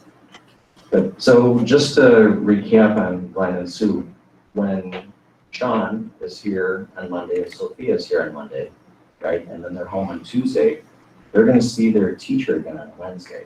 So the work that they're given, the teacher-directed instruction that they're given on Tuesday, right, is a continuum of what is being taught. When they come back in that synchronous, I explained earlier that Wednesdays now will be children following their schedule and meeting with their individual teachers virtually. So there's always accountability for a child who's in school hybrid or home hybrid because they're always seeing their teacher the next day. So I think that that's an important concept, and it's new, and we haven't talked about that. But that Wednesday synchronous learning virtually is, we're happy to have an agreement to be able to work toward that because that ensures accountability for the teacher and the student and how the student is engaged in the work that they're doing in Google Classroom. But we haven't addressed how the instructions are going to be given on the days our kids are on. It's you know, directed instruction, but what standards and what expectations have we put on our teachers to ensure that we are getting the education and that they're all doing it similarly. Like, you know, one's doing slides, one's going to do something else. Well, you know, at the middle school, high school level, you know, they could record a lesson. I don't know what the answer is, but there has to be physical instructions from our teachers 5 days a week. And that's what the community is asking. That's what I'm asking. I don't know how the rest of the board feels, but that's the loophole. You've explained what's going to happen and what's going to happen on Wednesdays. Love there's going to be synchronized, but we need to know what's going to happen to all of our students on the days they're at home. And the standards and expectations we have set as a district. And the expectation is that if someone's people be virtual, that what they will get on Monday and Tuesday and Wednesday and Thursday, Friday is comparable to the kids that are there. And I understand it's a difficult concept, but if a child is there on Monday and not there on Tuesday, we need some understanding of what the comparable education is going to be on the days they're not there. Sure. And all I have heard, and this isn't coming just from me by any means. There's hundreds of people that I've been in contact with who have told me this. They want to know what the comparable education is going to be on the days they're not there. And I haven't been able to grasp that yet. Sure, so maybe I'm doing a poor job in communicating it. What I'm trying to make sure is that a teacher has flexibility. We are not saying to teachers they have to record every lesson and post it in Google Classroom. We don't think that that is appropriate. We think that a teacher can provide teacher-directed instruction without having to create a video of themselves every day. But what is it, Brian? Well, I just explained. What is that teacher-directed instruction? I just Everybody keeps on asking, explained what one is that? example of an elementary teacher who's going to use Google Slides. In Google Slides, there will be a video, say a reader's workshop or writer's workshop, that's embedded in the Google Slide that the student would watch. And it is a continuum of learning. It's a continuum of the curriculum standards and performance indicators that are available for all students, whether they're 100% virtual or hybrid virtual. All students will have access to that. So the other piece of information that I will share with the board, and that this was one of the questions, I'm sure it'll come up in a little while. We're also making available for every child who's hybrid virtual or 100% virtual, a synchronous opportunity to meet up with synchronously from home or childcare with a faculty specialist. So what does that look like at the high school? If our kids needed assistance, Glenn, in algebra, there will be a scheduled time that our children, whether they're hybrid virtual or 100% virtual, can meet during the school time with a teacher and get support. And that is something that is also new and you haven't heard of until today. So whether with respect to equity for the person who chooses 100% virtual, that child now has access every day to a faculty specialist in the areas of support. So that provides equity for the hybrid virtual and the 100% virtual. What hours would that happen? Yeah, we're working on that, but there will be, we're looking at that happening during the school day, at least once during the school day for each content area that's core content. ELA, math, science, and social studies at the middle school and high school, ELA and math at the elementary schools. I think what I'm hearing is that on the hybrid days when students are home, what is the expectation? I know in my particular situation, I'm teaching Tuesday through Friday. I have students because I have a small class and I can maintain 6 feet of distance as a special ed life skills teacher. And on Mondays, we're doing something very similar where we'll meet with students in 25-minute blocks of class periods. So students will follow their class schedule throughout the day. What I'm understanding, for example, in the school district where I teach is that on the hybrid days, although I will not be having hybrid days as a teacher, but teachers that do have hybrid days, they have to post something that students are required to complete and submit on those hybrid days that moves the instruction forward.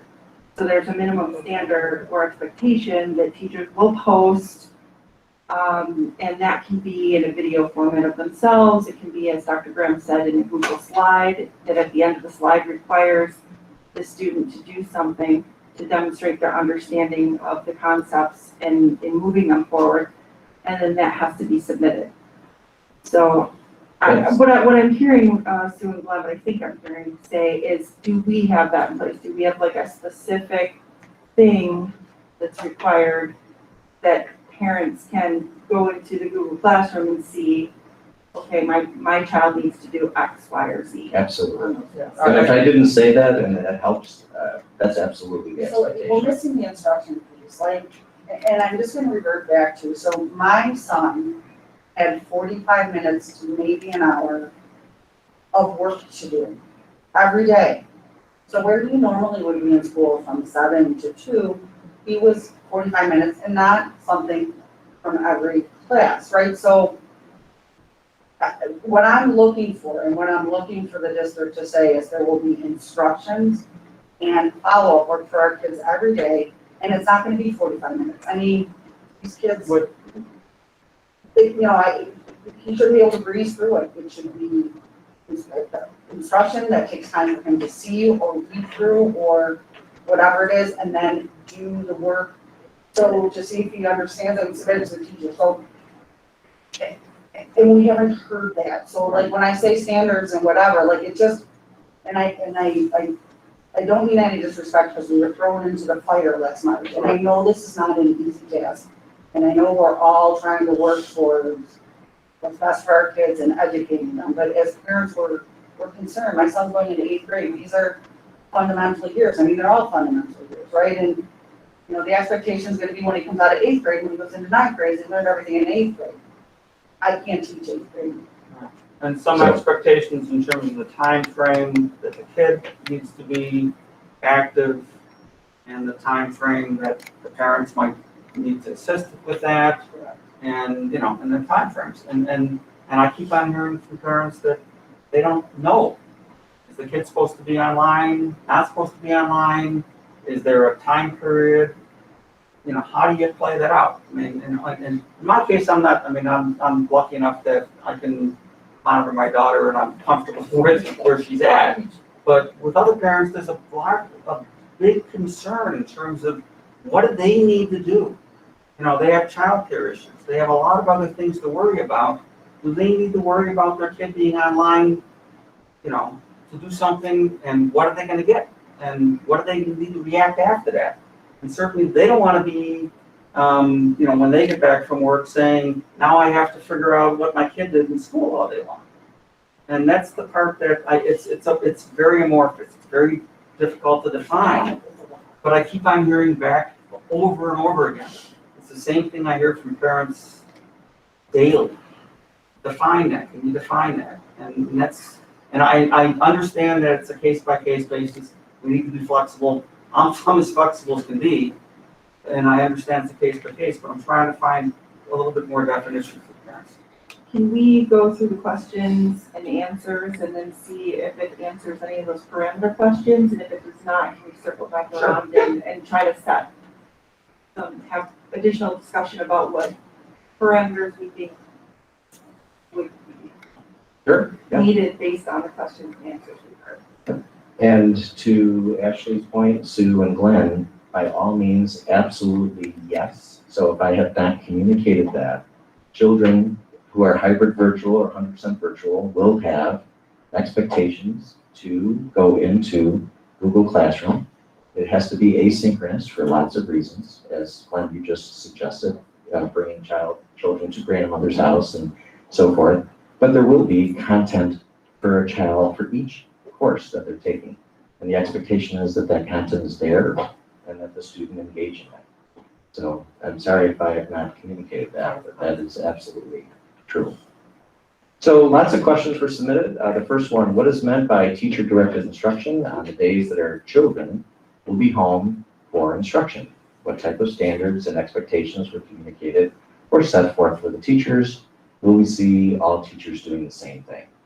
So when our students are home in hybrid virtual or 100% virtual, we still have the responsibility to provide the instruction and the curriculum and standards that are related to that content. Teachers will provide that instruction within the Google Classroom environment, which is a standard that is now in place and wasn't in place in the spring. As I shared earlier, our students still need to take their New York State assessments, Regents exams, and AP exams, so we can't just have a little bit of information in there. It has to help children move along the continuum of learning.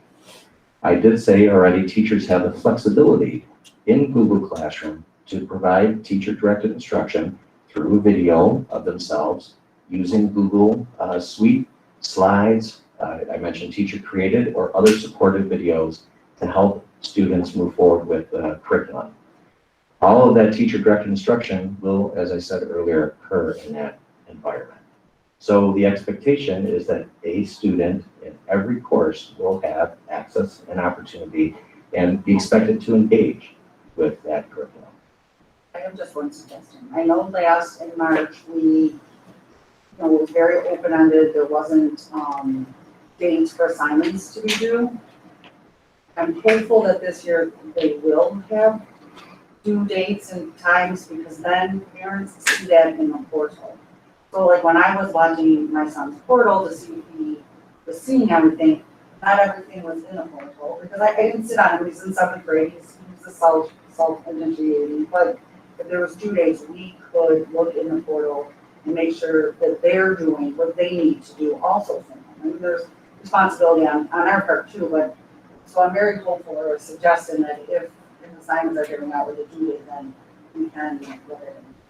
Yeah, that only makes sense, and the access to the portal is super important, and we have been really talking about that for the last 4 years.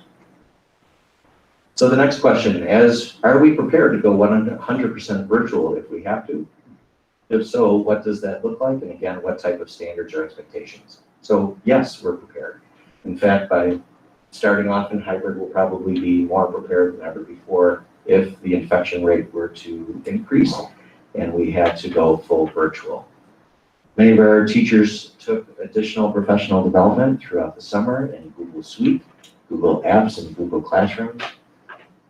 We're starting our first 3 superintendent conference days in September as days attributed to additional professional development in these areas. Our e-learning coaches who get a stipend for assisting Robin Kwiatek are working with her right now to provide teacher differentiated instruction in a professional learning community within Google Classroom. So what does that mean? Our e-learning coaches will build, for lack of a better word, basic, intermediate, and advanced lessons and or screencasts or videos for our teachers to see during professional development of superintendent conference days. So if I'm a teacher that has basic skills in using Google Classroom, there's going to be a Google Classroom space for a professional learning community space where our e-learning coaches, along with Robin's team, will have instruction for our teachers to see and to build their skills if that is needed.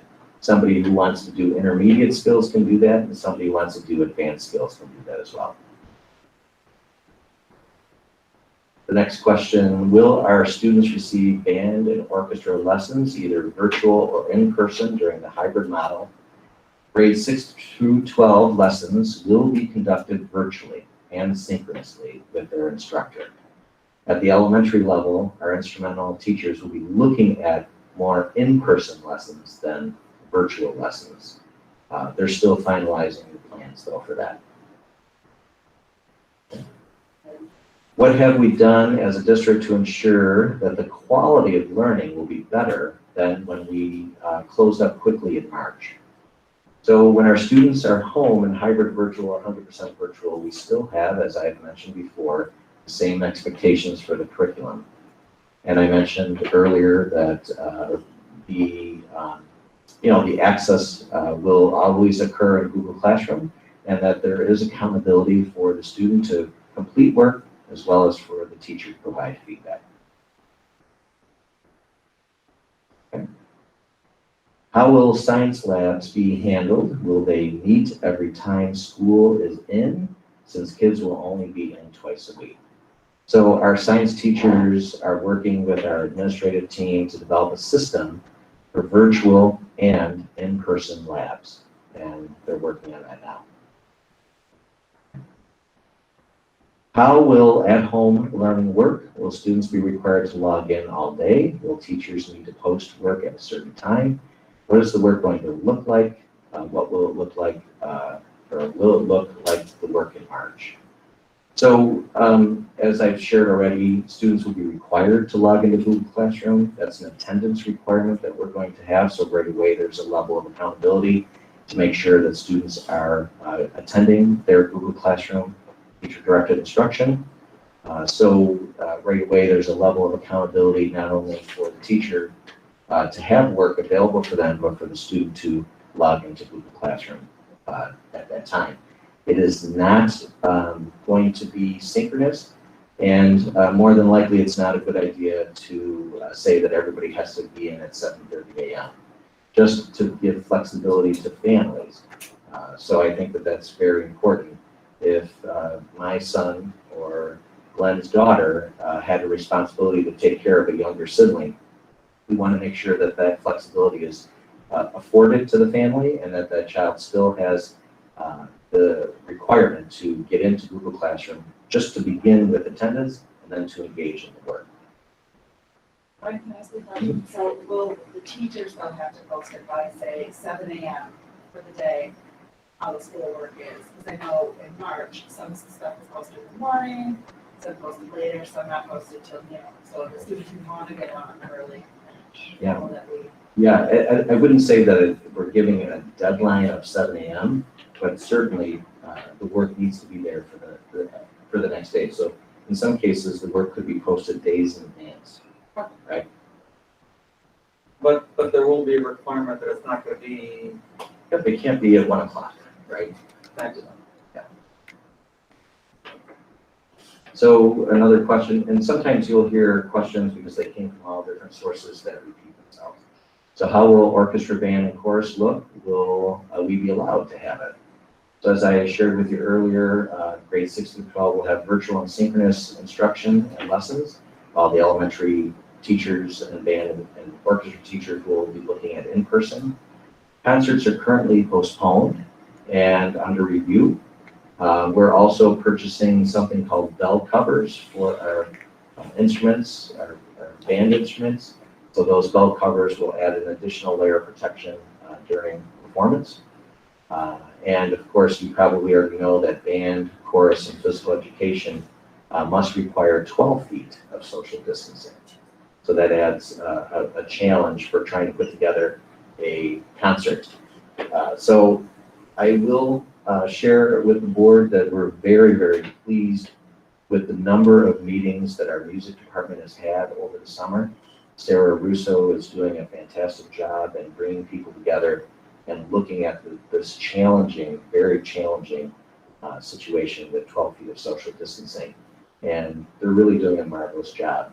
We may see that it's easier to have an orchestra concert than it is a band or choir concert, because in orchestra, children can wear masks, they can be socially distant and perform. But it's way too early for us to talk about a concert schedule yet. And we would really need to look at the Department of Health guidelines for bringing people together in the auditorium. The next question is, when or what are the requirements for us going back 5 days a week? So the hybrid model will always be in a state of evaluation. The first metric we're going to always use is associated with the Department of Health's guidance on social distancing. My question is, at what point does the Department of Health decrease the expectations of 6 feet of social distancing to perhaps 3 feet? That has never been communicated to school superintendents across the state. With an infection rate, that's around 1% in our state or lower, I would wonder at what point will the Department of Health just review their own metrics and guidelines to allow for greater flexibility in the schools across the state. So as you obviously know, putting 24 children together and ensuring 6 feet of social distancing in a classroom is exceptionally difficult. And once that requirement changes, we will be able to assess the viability of bringing more children into the classroom. Any questions about that? So will all kids? I know in the last couple of days, there's been talk that Erie County has been put on warning. I can't remember the exact word I heard, because we are climbing over 1% here. So I don't know if there's been conversations at the education level or concerns with that whatever, whatever for Erie County, because our numbers are, okay, I want to say somewhere around 1.6%. But I just don't know if there's been any talk or concern that we will ultimately end up at 100% virtual due to. Excellent question. So on our district website, brownschools.org/reopening, there's a link that anybody can click to see what is happening in Western New York or Erie County soon. So I would highly encourage people to visit that website.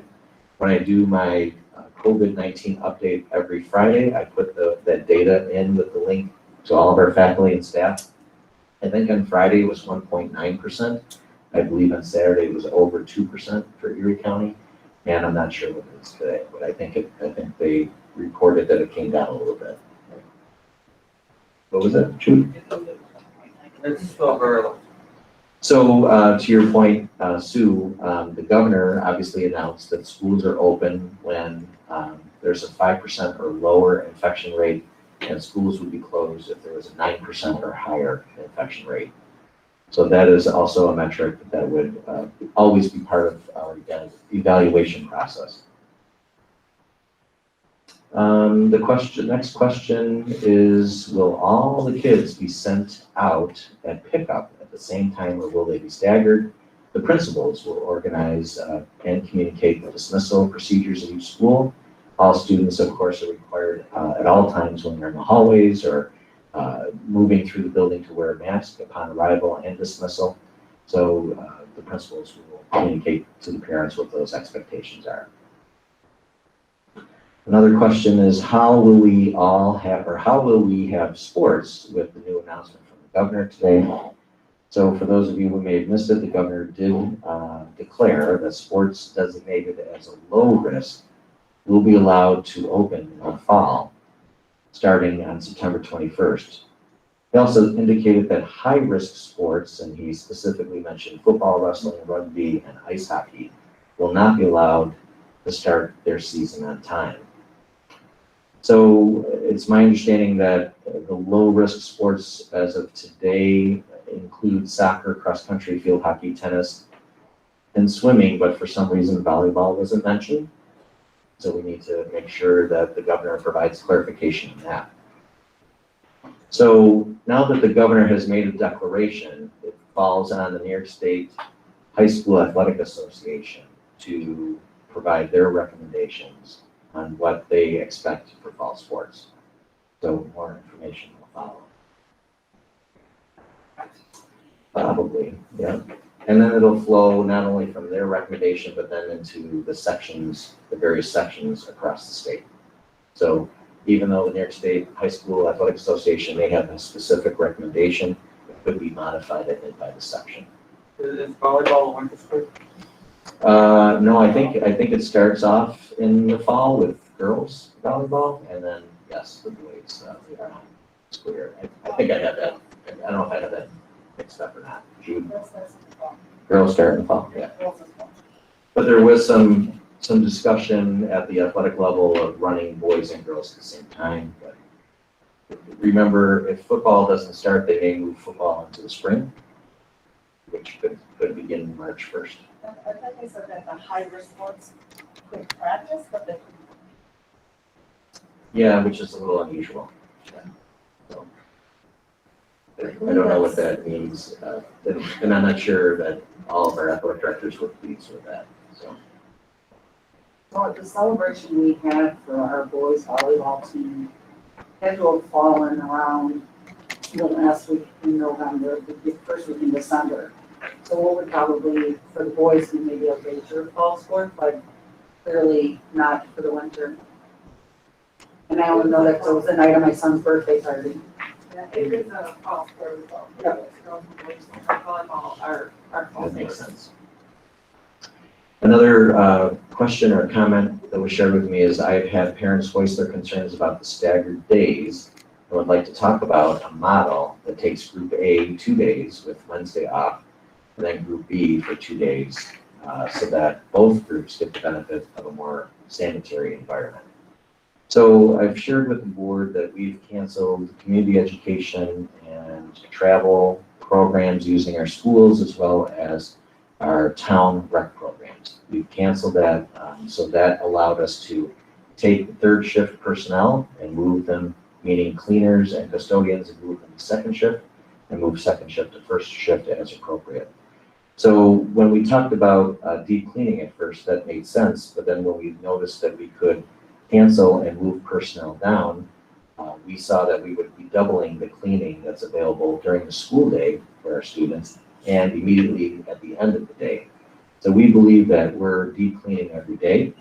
And we also believe that with respect to the AB or AA model, From Grand Island's perspective, we believe the AB model provides the best pedagogical sense. So today I announced that Wednesdays is a synchronous day for students. So when Sean Graham is here on Monday and he's home on Tuesday, he's back with his teacher on Wednesday, home on Thursday, and back with his teacher on Friday.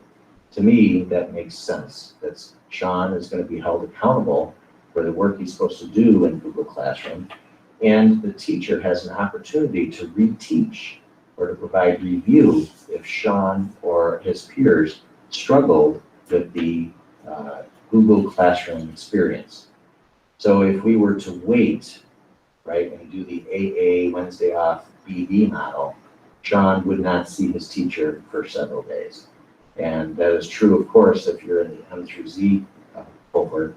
When Friday hits, then you're looking Saturday, Sunday, Monday, Tuesday, and now Wednesday before they're synchronous back with their teacher. So for Grand Island, we like the AB model for that pedagogical reason, and there are at least 6 other districts who have chosen that model as well. And personally, based upon everything I've heard from an education perspective, I prefer the AB model than my daughter not being in school for 3-4 days. I agree with that. So I like that that's my model. perception. Again, it's my opinion. If they're getting virtual instruction on Monday and Tuesday, they're not getting in contact instruction until Thursday, Friday. That's not what I prefer for my daughter. So. I like it from a pedagogical perspective as well. I also like it from a health perspective. So if your child is feeling a little bit under the weather on Monday and you're keeping them home as a precaution, you probably would keep them home on Tuesday as well, and they've missed the entire week of in-school instruction. If they're feeling a little under the weather on Monday, by Thursday, they may be fully recovered and be able to attend at least one in-person day of school. So I think in terms of pedagogy, it makes sense, but also for health reasons and not missing an entire week of in-person instruction, the AB model would facilitate students being able to return to school if they were kept home as a precaution. What should parents do if there is nothing posted or instruction is not happening on the distance learning days? Any complaint should always be directed to the building principal. And we would encourage that, welcome that communication with their building principal. So, and I should say too, actually, it should start with the teacher, right? If there's an issue that you're seeing that there isn't content, or there was an issue in accessing the content, it would of course start with the teacher. And if you weren't satisfied, you move forward with the principal. When will the hybrid model be reevaluated for 100% in-person learning? So, it's like I said, sometimes the questions that were given to me may repeat itself. But again, from my perspective, the Department of Health controls that by providing us the requirements of 6 feet of social distancing. What happens when there is a positive case involving a student or a staff member? How will contact tracing be done, and how long do you expect school to be closed?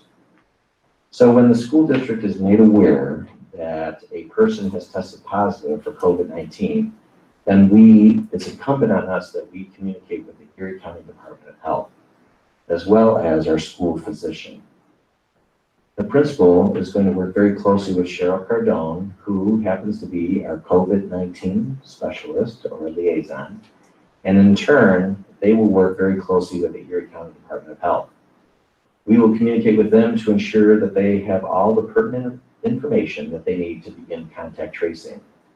I'm sure you all can imagine that communication from us to the Erie County Department of Health is parallel to the Erie County Department of Health receiving that information more than likely first before we receive it, and they will have already started the conversation with the infected person with respect to contact tracing. So it's almost like 2 paths are happening at the same time. We assist in that path so that the Erie County Department of Health has all of the necessary information to ensure that they're doing contact tracing to the best extent possible.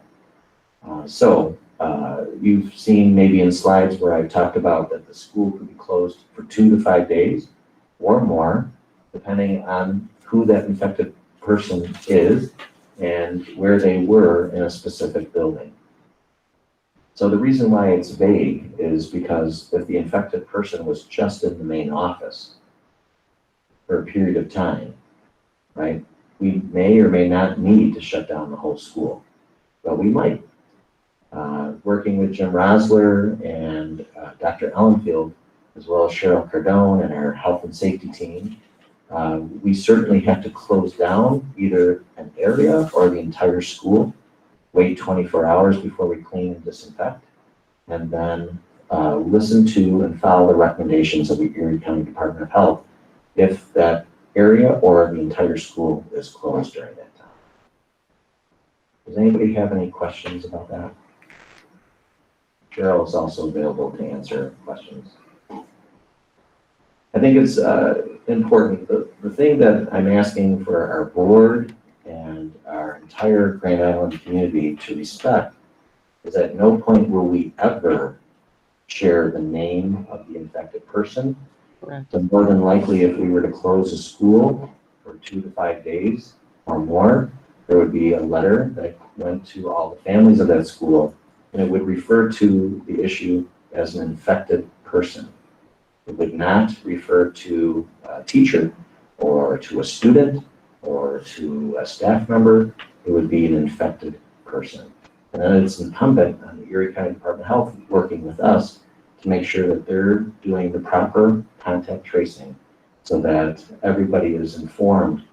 And I'm also going to tell you that when the Erie County Department of Health reaches out to somebody, not the infected person, but somebody who that infected person came in contact with, they do not tell that person who the infected person was. Cheryl, did I capture that accurately? You did.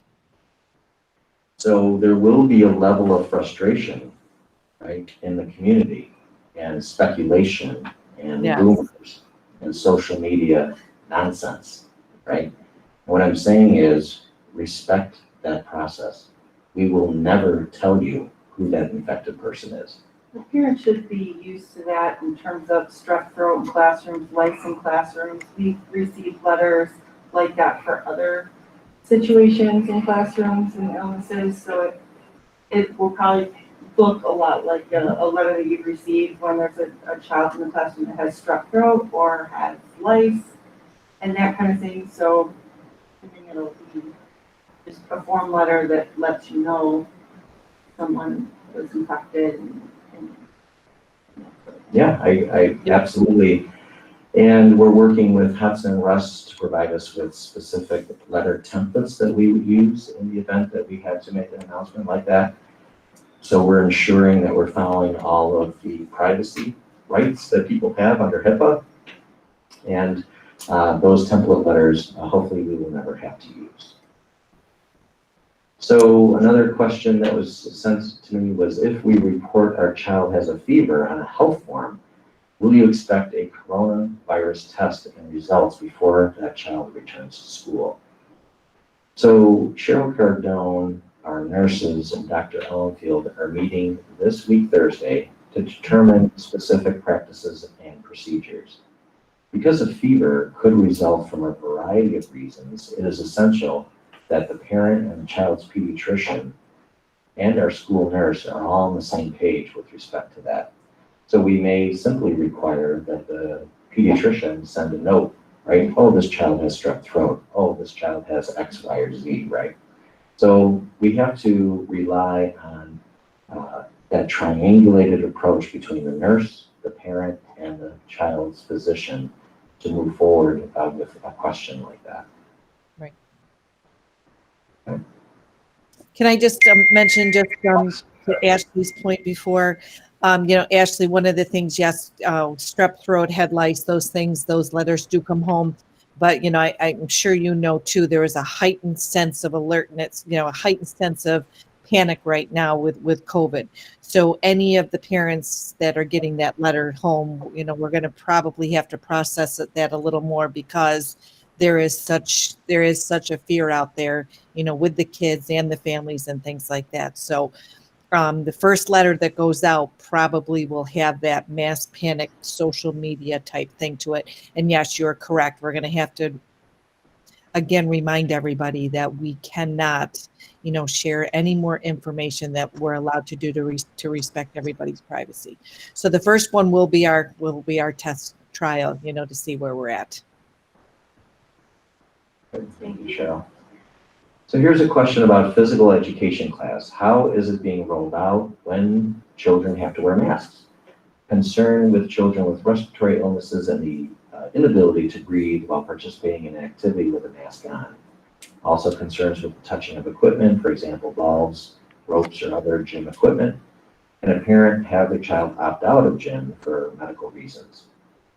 So the first response is, to the extent possible, we're looking very carefully at having physical education outdoors as much as possible. Our Director of Phys Ed and Health, Chris DeMarco, has been meeting with phys ed teachers throughout the summer, while also attending, Chris DeMarco is attending regional meetings with other directors of physical education to make certain that here at Grand Island, we're following the proper protocols with respect to PE. So Chris shared with me that on the first day of class, PE classes, all students will be directed to stand or sit at pre-marked spots in the gymnasium that are 12 feet apart. At that time, they will receive procedural instructions on how to enter and leave the gym, requirements for wearing face coverings, handling of equipment, and hand sanitizing, as well as many other questions that the children themselves may have. Students will be able to remove their face coverings when they are outside and maintaining social distancing, as well as inside when they are doing activities that will keep them 12 feet apart. All other times children will be required to wear face coverings. For students with respiratory illnesses that may cause breathing difficulty while participating in activities with a face covering, we will work with the school nurse and their parents to find the most appropriate manner for them to participate. Regarding the question of touching of PE equipment, the phys ed department is going to the extent possible, use non-porous physical education materials in class. At Sidway, for example, they have enough equipment for each student and should only have to clean at the end of each day. In our other buildings, they will utilize enough equipment for 2 class periods, and then the faculty will clean that equipment after every class and allow enough time for it to air dry as appropriate. Students will have the opportunity to sanitize their hands at the beginning and end of each class. Chris also shared with me that medical excuses will be addressed in the same manner that they always have been in the past. As you might imagine, there are times every year pre-COVID where parents and doctors communicate with physical education teachers and school nurses about medical issues that may prevent them from participating actively in phys ed. I mentioned earlier that Chris is not only doing a great job meeting with our PE teachers, but he's meeting with the Western Regional Council of Administrators, and in fact, his next meeting is tomorrow morning, and so he'll continue to provide his phys ed teachers updates from the state association.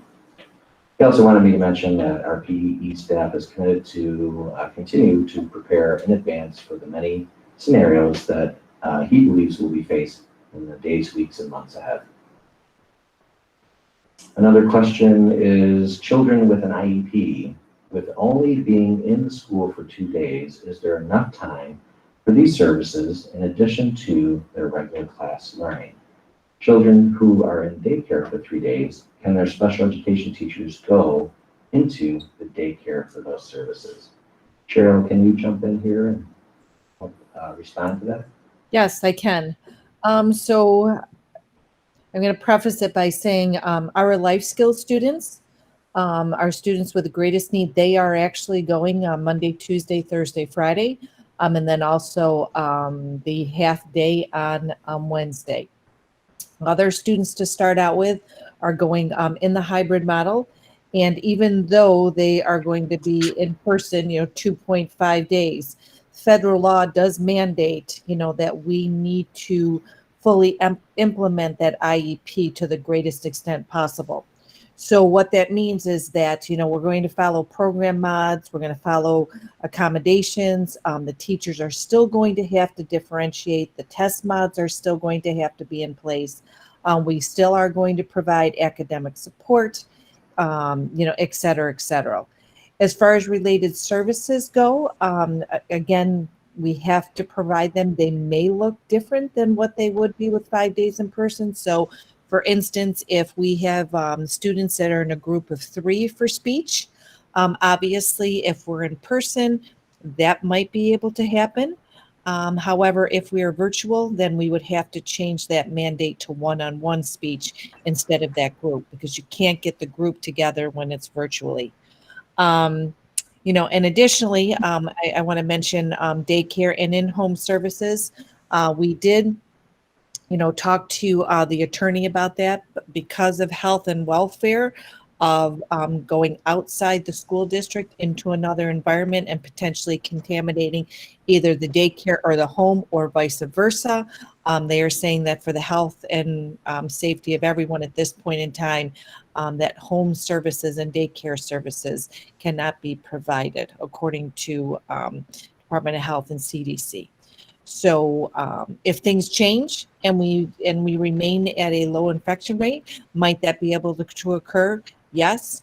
And absolutely, just going back to that, all of our kids, including our IEP kids, will be best serviced if they are in school 5 days a week. And that's what we're hoping for, as time goes on. Cheryl, I just had a follow-up question to that. If you, if the child, say, has speech services 2 days a week on their IEP, and one of the days they're in school and one of the days they're not, and they have it on, say, Monday, Wednesday at 10 a.m., this group of 3. So they're in school on Mondays, this group, and then Wednesdays they're not. The group can't get together at 10 a.m. on Wednesday still and follow that schedule. The group of 3, say there's a group of 3 to 5 students in speech. Those 3 students could not get together online.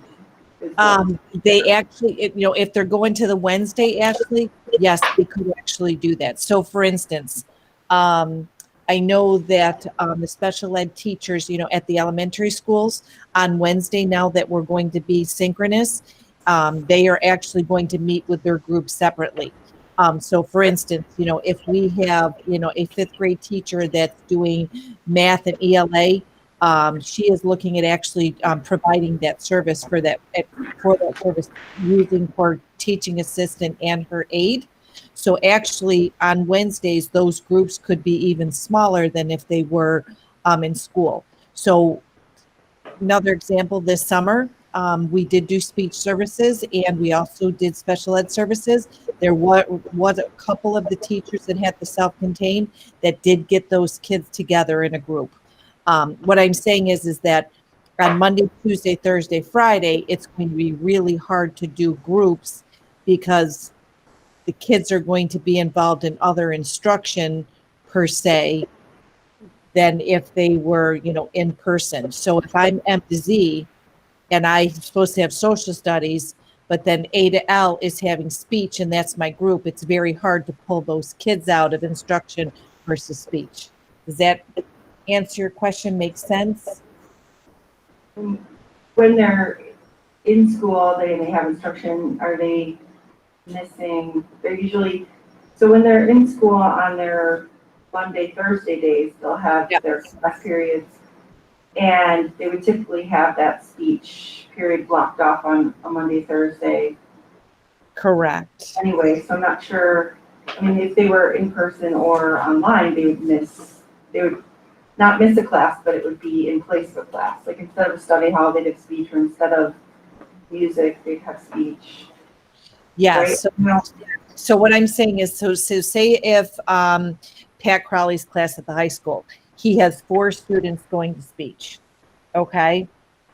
Those speech students usually will go, let's say 8th period, right?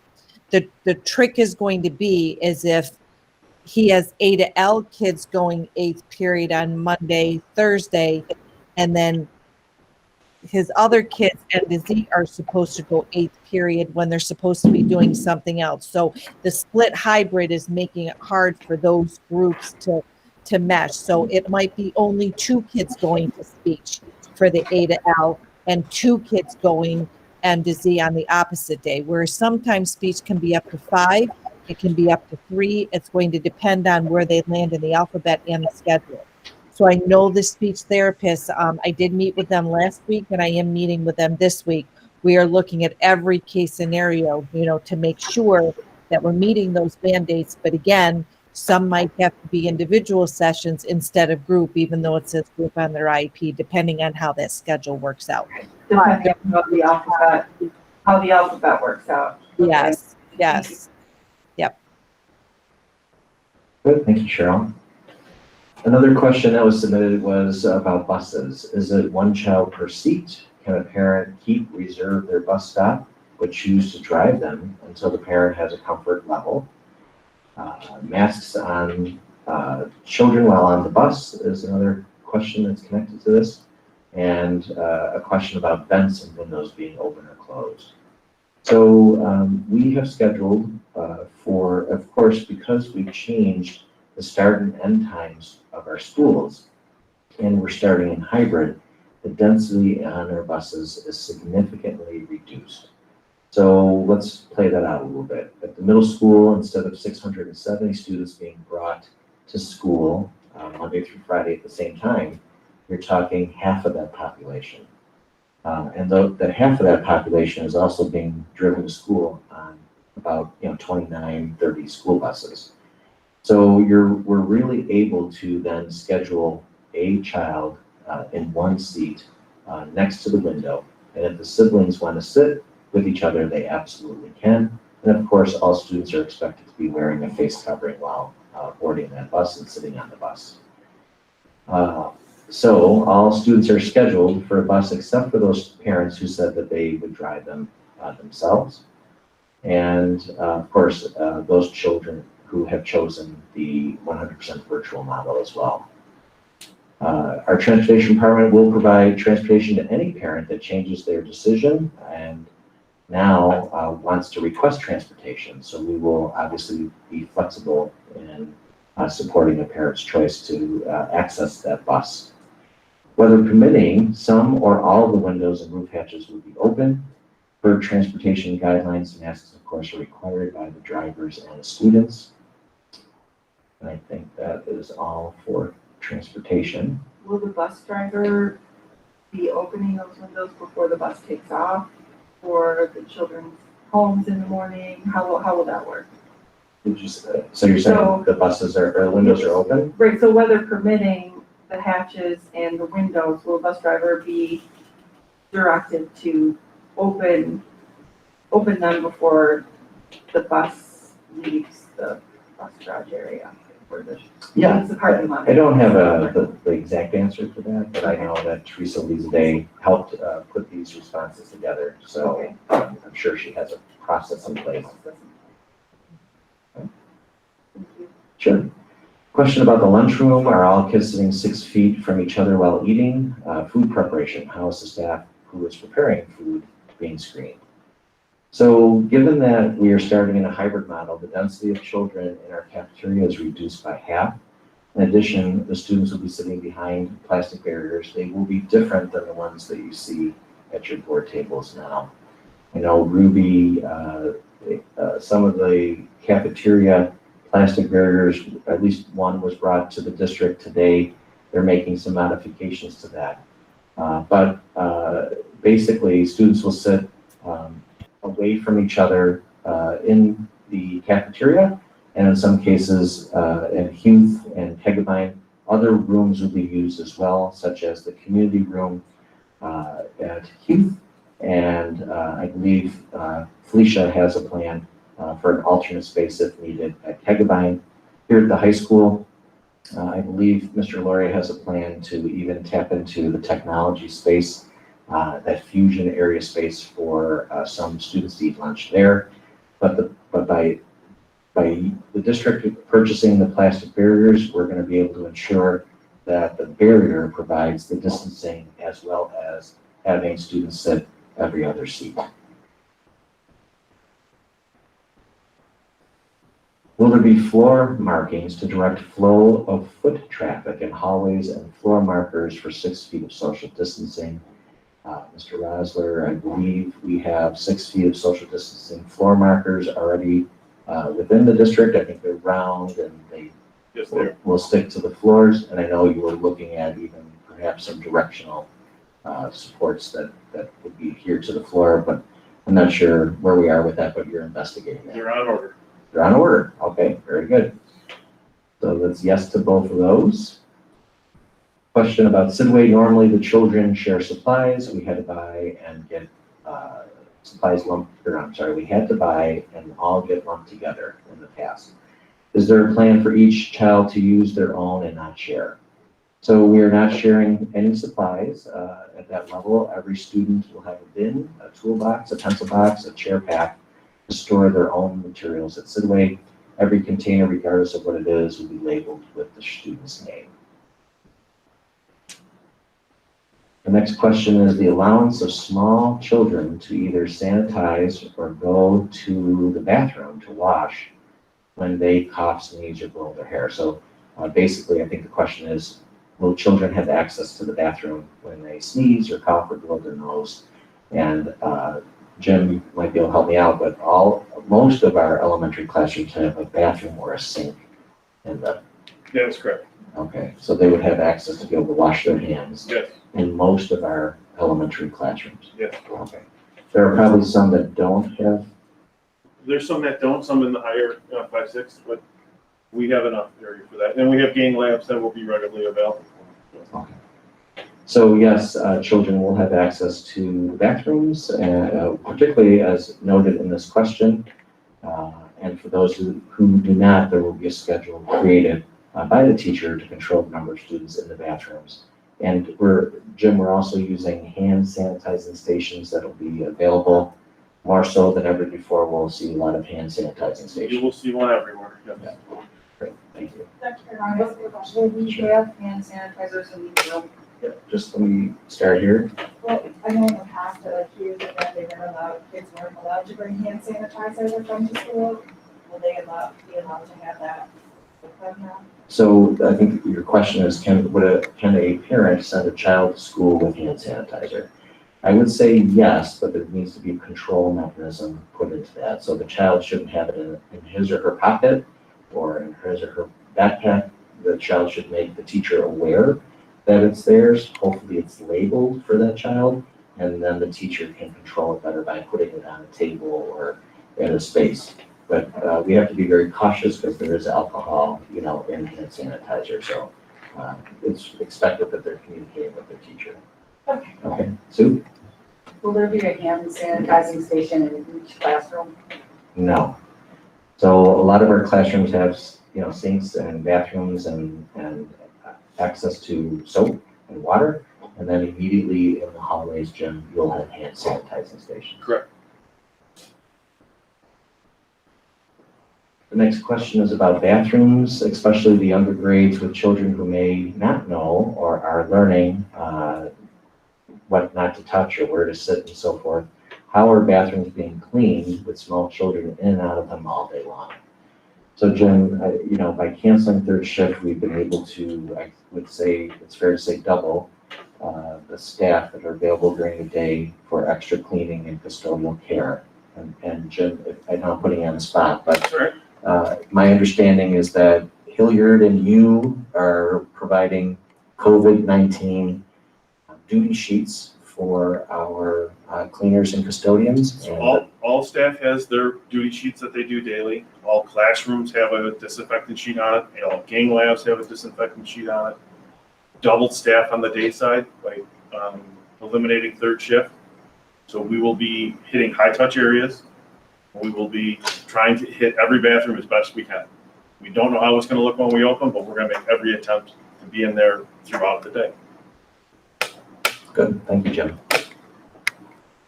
Next question is about water fountains. For our board members on your way out tonight, there's a water fountain just, just down the hallway as you're heading out to the main exit. You'll notice that I guess the correct word is bubbler. It's called a bubbler. That's what you drink out of. But we've disabled every bubbler that you see. So if it only has a bubbler on it, those are off. If it has a bottle filler, you'll be able to fill your own bottle. Right. So thank you for that.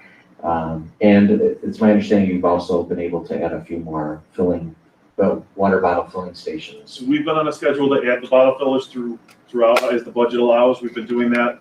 We've actually bought 12 more, and those will be distributed out once they come in. So we have to realize stuff is not coming in quickly. And as we get them in and as manpower is available, we'll be installing them throughout the district. Thanks, Jim. Yep. So the next item is somebody sent a question or a statement that there are a large number of other districts that have Wednesday as a virtual teaching day.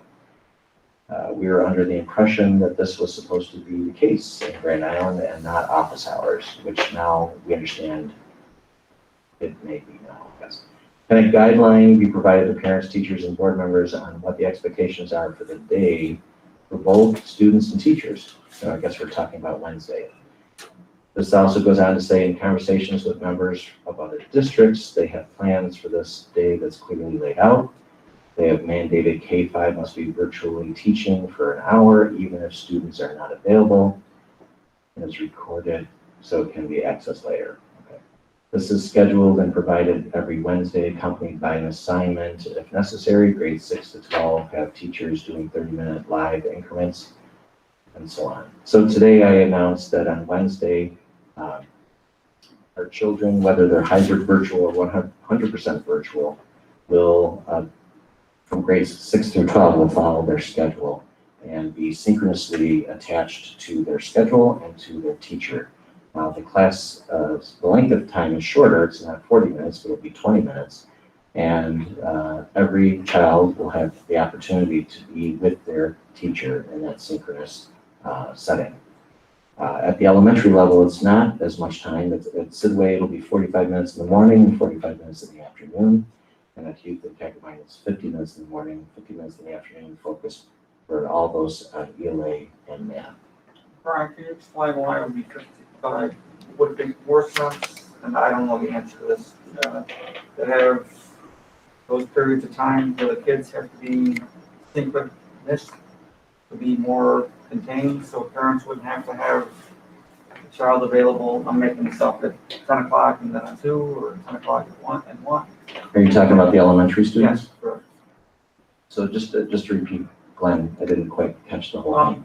Just curious in terms of at the elementary school level, like you said, time in the morning, time in the afternoon. Yep, so a total of 90 minutes. Would it make sense to condense that time period so that parents who have childcare concerns or don't have to figure out how to have their kid available for 45 minutes, making this up at 10, and then another 45 minutes at 1? Sure, it may be more appropriate at 4th and 5th grade than it might be at kindergarten and first grade.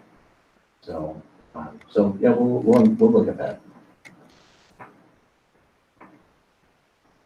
So, and then I announced today that on Monday, Tuesday, Thursday, Friday, students, whether they're hybrid virtual or 100% virtual, will have access to a faculty specialist. What does that mean at grades 6 through 12? We will be looking for a faculty specialist in the core content areas to be available during the school day for at least one period during the school day, if not an additional period that could happen after school hours. And I think that that's a really good option for the Monday, Tuesday, Thursday, Friday hybrid or 100% virtual students. Right.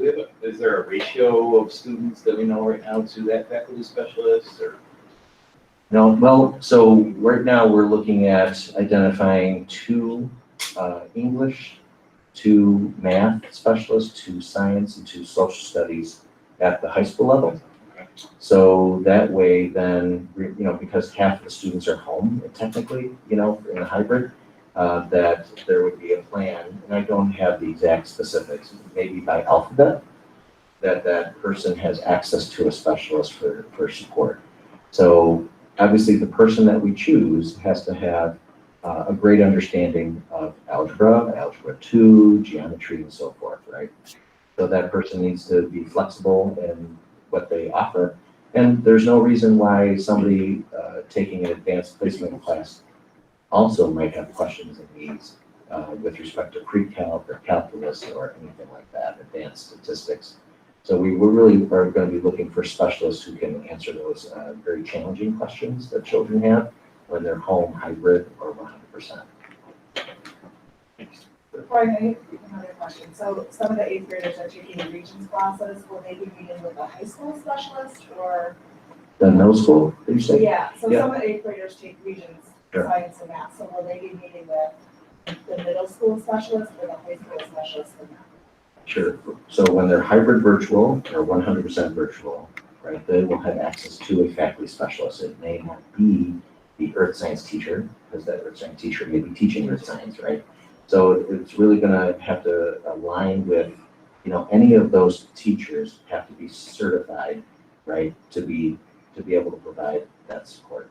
So we would look at that very carefully once we post it and get that information out there and see who replies and what their level of expertise Okay, is. I just wasn't sure if it would be like the middle school specialist or because they're taking high school classes, not high school specialist for those students. It's a great question. Right now, I would think it would be middle school, but it could very well be a middle school student touching base with that math specialist, particularly for algebra or earth science. Okay, thank you. Sure.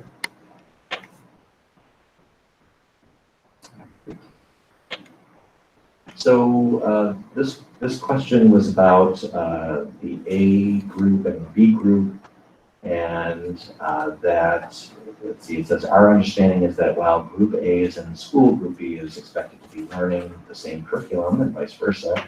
If we are correct in this interpretation, we would prefer the lesson be live streamed. So I've talked about this a lot in parent forums. We see a tremendous problem with live streaming, with cameras and microphones in the classroom, where students' personal identifiable information can be compromised in a live stream. So we are not in favor of, nor will we be expecting our teachers to live stream their classrooms all day long, and for students to be synchronously attached to that. I'm sure our board members fully understand the sensitivity that you see every board meeting when we approve special education IEPs, when we approve things that are important for kids to have access to, regardless of they are have an IEP or not. A child makes a mistake and it's live streamed for the public to see. That compromises their privacy. We try to hold near and dear the privacy of every student, students who make mistakes or students who do not make mistakes. And if a student makes a mistake in the classroom and it's live streamed, and that child is sent to the principal's office, or that child needs support from a social worker or a school counselor, whether it's a mental health crisis or whatever the situation is, an act of insubordination, we absolutely will not be live streaming that. Brian, just to follow up on that, my understanding is some other districts are going to that model. Perhaps Williams go, although we'll find out later whether it actually happens or not, but at least conceptually, that's where they started, and they announced it last week. Are there other reasons other than what you just suggested that might prevent that from happening? Yeah, I think that's the number one reason. I think that if we were to put web cameras and microphones live in a teacher's classroom, that it's a collective bargaining situation that we would have to work with the Teachers Association to fully comprehend what is happening in a live stream of a classroom. Is there a specific clause there that might prevent that, or? There is, yeah. We really cannot put cameras in teachers' classrooms without their knowledge, of course, and then we can't use them for evaluative purposes.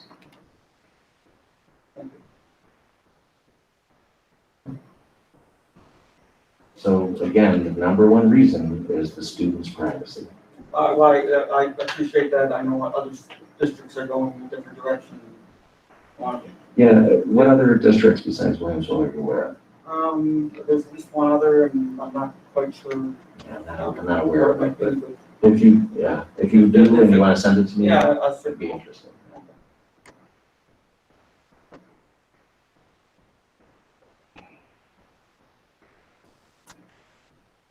So this next part of this says the exception K-5 with a more focused K. So this one's a little bit tricky to figure out here. Let's see. The exception says it's K-5 with a more focus of K-3, as we understand that is a different scenario. We expect that they would be able to, at the very least, oh, this is about live streaming, stream the main English language arts and math lessons every day. If this is truly can't be accomplished, then we need to take a hard look at the other district models. Some districts in the area are only doing review of the previous day on-site lessons. So it sounds like whoever wrote this is part of maybe a parent group and are saying things like the consensus here is that a new curriculum should not be introduced either by a packet or recorded lessons without the time to ask and answer questions. This puts an enormous amount of pressure on parents, especially those with kids. The feeling here is that the majority of accountability for educating shifts from the school to the home. The same statement regarding liability and union issues apply. Both A and B are huge concerns to every family. So again, you know, and perhaps I am not doing a great job in communicating this, but I think today at the very least you heard that teachers are going to be held accountable to make certain that there is content in Google Classroom that engages students in a continuum of learning, that we're responsible for the standards, the performance indicators, we're responsible to assess students, and those benchmark assessments haven't been canceled, and that includes any benchmark assessments that we have created. Last year we created common formative assessments in mathematics. We expect to continue that process. So the expectation is that children have access to the curriculum, the standards and performance indicators every day. So I don't know, sometimes I think I'm saying that clearly and perhaps it's not coming across clear. Brian, just conceptually, you know, early in the school year, in most years, there's a parent-teachers conference where expectations are set, right? Would it be, I don't know when parent-teacher conferences happen this year as opposed to other years, but does it make some sense to have those be accelerated a little bit so that, you know, there's a clear understanding from a parent level from every one of the kids' teachers across the board that this is what it's going to look like. They're going to see, you know, this amount of instruction during the day that they're there. On Tuesday, when they're not there, you're going to get this, right?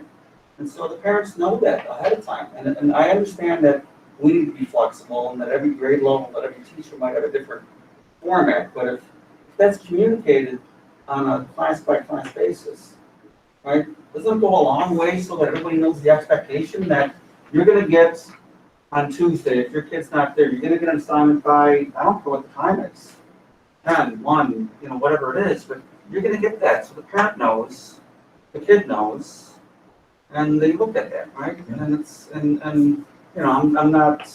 So I think it's an excellent suggestion, and you are absolutely right. I think our older students, our older children, yours and mine, right. Teachers provide a syllabus. Correct. Right. That's not going away. Correct. Right. So your point is well taken. Right. It just might look different in kindergarten than it does. Well, I understand yeah. that, but for I like the idea. Level, right? I like the idea of taking a look at when our parent-teacher or our open house occur, because it's going to be virtual. Right. Right. And I think that is the best time to have that one-to-one conversation. So, so maybe we need to look at our calendar and make sure that happens earlier than later. I like that. I like that. I like that suggestion too, and I think we should look at the time frame of that and have I don't know if it's one-to-one or if it's a group initially and then one-to-one scheduled if there needs to be follow-up, but as soon as we can possibly schedule it so that parents understand what the expectation is at home and what's going to happen at school and when they can expect to see things online and that sort of thing. from each individual teacher, especially if they have more than one teacher that they're working with, or middle or high school level. That goes to the heart of the issues that I'm seeing is, I understand it's gonna be different, but everybody needs to know What it is. how it's gonna be different. Right, you know, even prior to that meeting, being as part of the syllabus, I love that idea of communicating to the families, with the kids and families that these are gonna be the expectations on the off days. Include that right in your core syllabus, which I would imagine a lot of teachers. I would imagine, I can't, So, I don't have the confidence to say out loud if that occurs at 6th grade and 7th grade and 8th grade, if there's a syllabus, I certainly know that that occurs in the high school, so. But either way, it's the communication and maybe readjusting our open houses so that that communication can come out a lot earlier. So excellent suggestion. Brian, just one more thing on that. I know typically, I'm sure this year is difficult with trying to figure out who's or whatever, but teacher assignments, I mean, typically we get them the days before we start. Could they actually go out earlier where the teachers could be communicating prior to the first week? So if the teacher assignments of what team you're gonna be on in middle school or what teacher you're gonna have for 3rd grade, those went out earlier, that would give the teachers more of an opportunity to maybe communicate that way too, right? Sure, yeah. I mean, just a suggestion, I mean, I don't know when we're looking to mail those out, but if they did go out earlier, it might give them more time. Yeah, and help Especially people if feel it's- comfortable. Some kids' first day is virtual. Right, Sure. just a suggestion, I don't know what that looks like. Absolutely. So this question is about Wednesdays again and the role of Wednesdays. So I think I've answered that with the new announcement that we're going to have a synchronous Wednesday for all kids who are home, regardless if they're 100% remote or hybrid remote. Next question, can we please be provided with a status update on the party tents that we've been discussing? We all can agree that the more time kids are outside, the better. It's written here, we've been told a different district has implemented mandatory outdoor times unless there's inclement weather. So as I shared earlier, we are going to be doing so much more outdoors. I know that at Sidway Gym, they may have a special request for some snow fencing for the littlest children when they go outdoors, that they don't want to near to, the road. So that may be a request coming your way. Okay. But other than that, we are looking at ordering tents. Jim, I know you've done a little bit of research on tents for us. I really appreciate that. The tents that we'll be ordering, more than likely, as long as Ruby doesn't whack me, is 20 by 20 tents. And they won't be connected to each other. They have to have separation based on the guidance from the New York State Education Department. But we like the idea of being outdoors under a tent, and having access to that. So any other additional information? Just waiting for the go-ahead to buy. Ruby, did you hear that? Oh, I heard it. Okay, thank you. The purchase order actually will go in tomorrow. Patty's been working on that as well as some other purchase orders, so it is in the packet. Thank you, Ruby. This is a question about medical-related concerns. It says we have not heard from any of the medical staff regarding infectious disease and its control and spread. Were they included in the decision-making process? While Dr. Graham is in no doubt in contact with them, we feel that it's prudent to have them available at this time, especially Dr. Ellenfield. So just to recap, and Cheryl, feel free to jump in. Dr. Ellenfield met with John Fitzpatrick, Adam Bufamonte. He met with Sherry Steffens, yourself, and myself, and answered a lot of questions already. And I think you have a meeting with them coming up, right? Yes, and we actually, the nurses sent me an agenda today to make sure that we get, all of those questions answered. The other thing, John did head up that health and safety committee, and I believe every single nurse in the district, for the most part, were on that committee as well. So they did, and John, you can shake your head yes or no if okay. And so they did have a say on that committee as far as, what things would look like under Daryl Ellenfield's guidance. So a lot of work went into that health and safety committee. They met, I believe, almost on a weekly basis for several weeks. And John, your committee was outstanding. You know, all the committees were, but you had a significant task, and you had a lot of input from a diverse group of people who had the greatest interest, not only my interest, but the greatest interest to keep people safe. So could you just recognize the people who were on your committee? Sure. All of our district nurses were on the committee, as well as Nicole Ausler, Sharon Mudd, Margie Camerano, Scott Perry, Julia Fuchs, Jennifer Chowski, and I think that covered it. Oh, and Jeff Green, I can't forget Jeff. So that covered it. We had all buildings represented on the committee. Excellent, thank you. Yep. The next follow-up question, it says, when a child presents with one symptom or even two, someone said, you know, an example, runny nose and cough, are parents required to pick them up? So the answer is yes. And however, if it is due to a confirmed allergy and a doctor's note has been shared with their school nurse and is on file, then we're going to use common sense as it relates to that confirmed allergy or that confirmed doctor's note. The next question was about allergies. Allergies run rampant in the fall and spring, and those kids would constantly be sent home. Is there a plan to differentiate? So as I've shared, you know, we would expect that the pediatrician would send our school nurse a note confirming what it is and what the pediatrician's assessment is of that symptom. Our understanding is that the mandate for COVID test is only if the child returning has been out for 4 consecutive days. Is that correct? If not, can you please lay out in detail how and when the school can mandate a student be tested for COVID? So I'll read what I wrote here, Cheryl. Maybe you can jump in too. You know, if a child is absent for 4 days, they are required to have a doctor's note to return to school. It has not been stated ever by me or Cheryl that we would mandate a child to be tested for COVID-19. This is, as I shared earlier, it's a triangulated effort between the school nurse, maybe our physician, and the physician of the child or the adult, I guess, right? So unless the pediatrician believes it's necessary, that's who we're going to follow. Cheryl, do you have any comments about that? You know, and if all else fails, you know, we do have other resources, you know, to reach out to. You know, I believe the Department of Health said that they were willing to help us as well. So we have a plethora of people that we can reach out to. I know Greg Butcher, you know, has also said that if we need answers to things, he would help.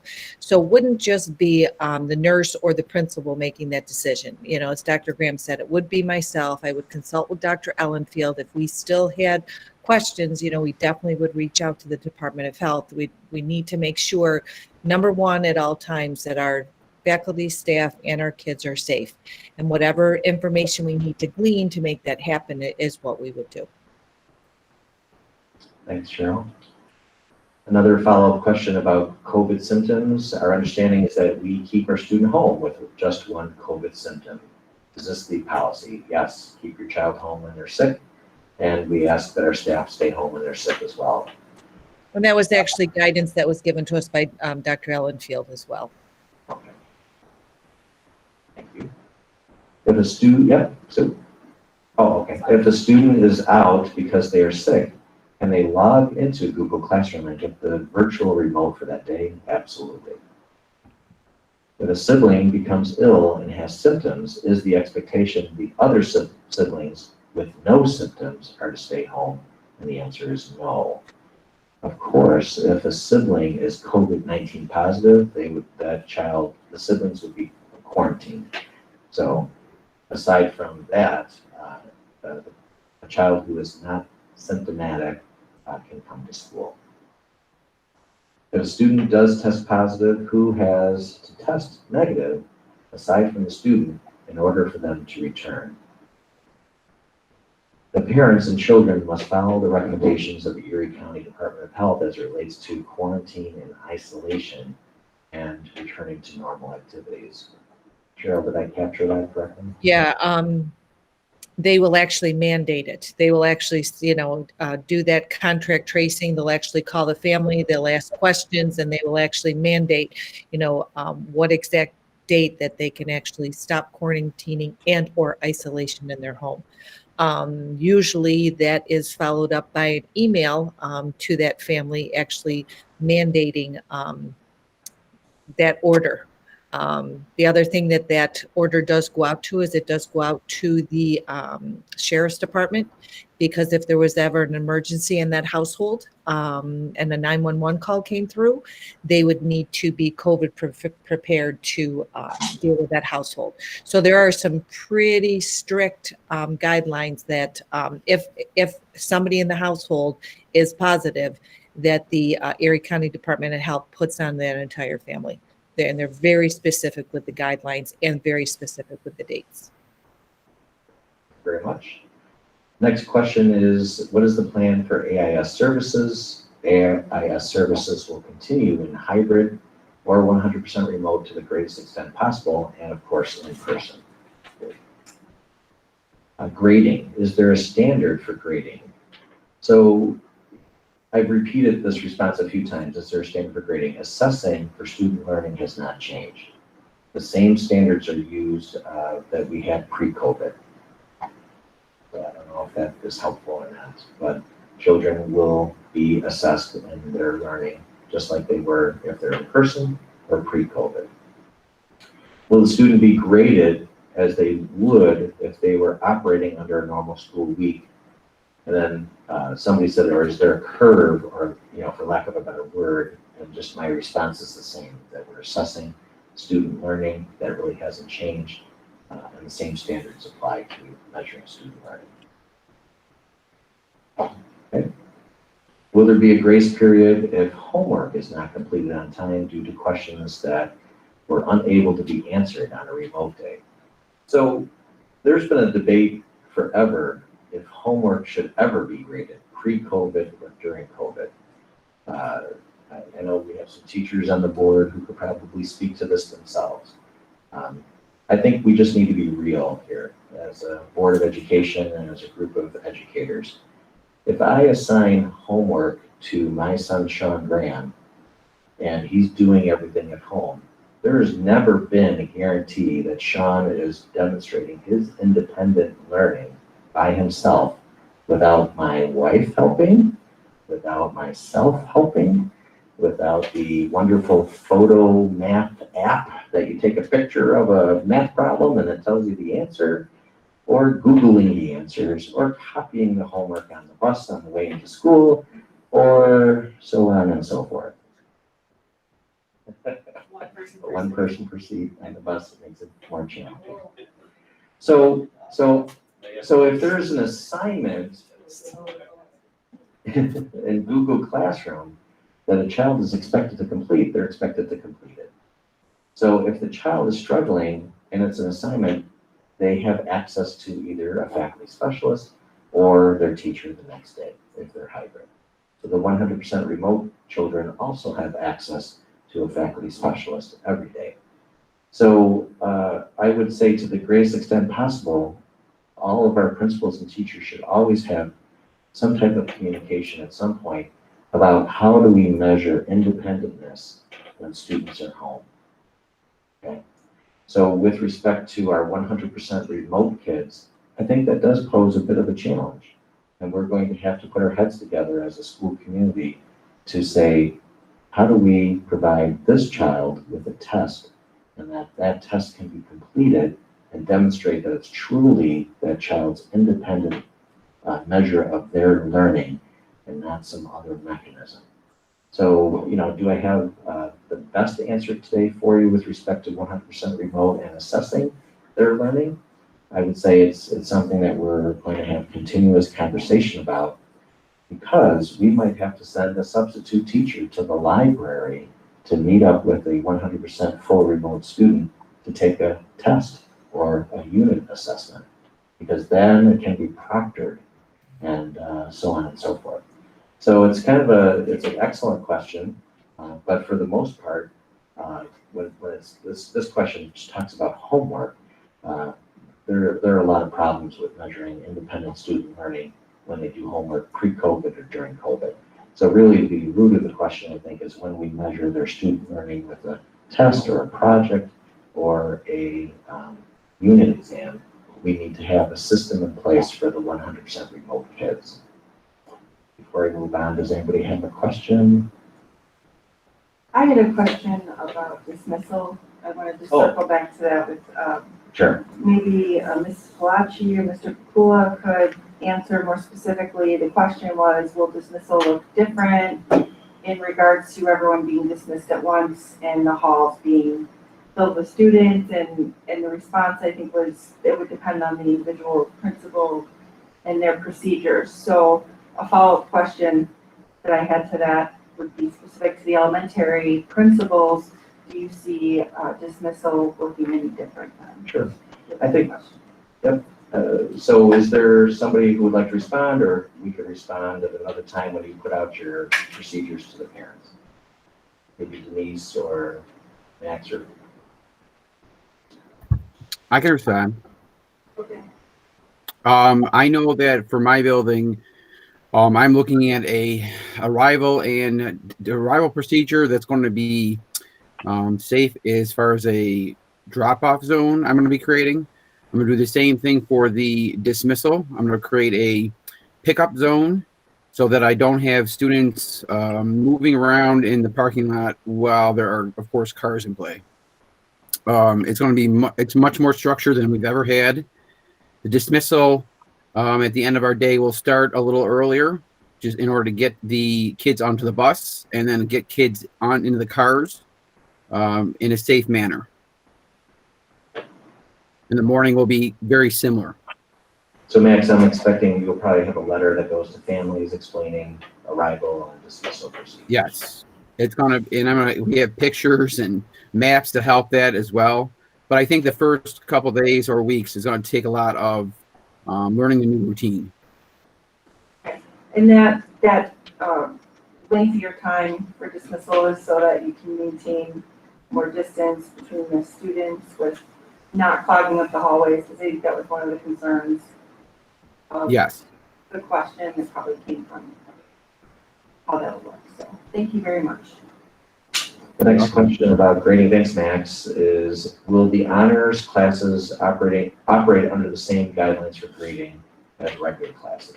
So it's the same response. Assessing for student learning has not changed. The same standards will be used if we were operating pre-COVID.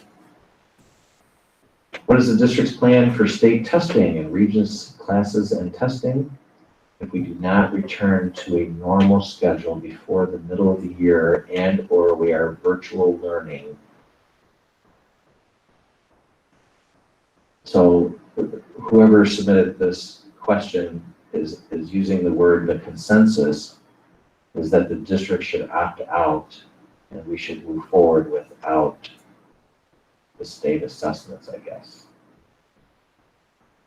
Okay, so the response really is that if all New York State exams and assessments are a full goal in January, because we do offer January Regents exams, and of course in the spring and late spring, we will follow the New York State guidance as it relates to schools being fully remote or in hybrid or in person. So we will follow the state guidance with respect to those Regents exams. I mean, I appreciate somebody saying the consensus is for us not to do the exams, but we don't really make that decision. The state will guide us in that. I'm still trying to get my daughter to take the algebra exam. Okay, yeah. Last year. Yeah. I'm sure she will give you a wonderful Father's Day card after that. The next item here is the phrase reevaluate is one we've heard quite a bit. What does the reevaluation process consist of? So I think I've said earlier on today that we expect that process begins with the guidance from the New York State Education Department and the Department of Health as it relates to social distancing. And I've said many, many times that at what point will the Department of Health decrease the expectation of 6 feet of social distancing to 3 feet? And when will they decrease phys ed, band, and choir from 12 feet to 6 feet or 6 feet to 3 feet? So the only way we can reevaluate to open up fully with students 5 days in attendance begins and ends with the guidance from the Department of Health.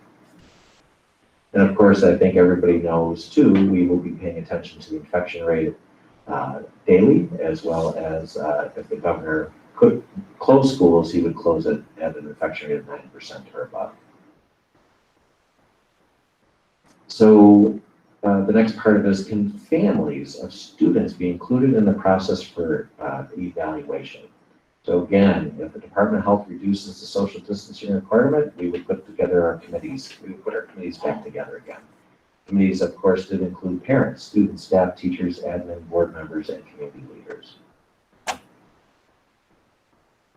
Another question about reevaluation: was the plan to move forward after 4 weeks if all goes well? And I've already addressed that. If things are going well, that's great, but we just can't bring more kids back into the classroom unless social distancing requirements have decreased. Another question about some specific school districts.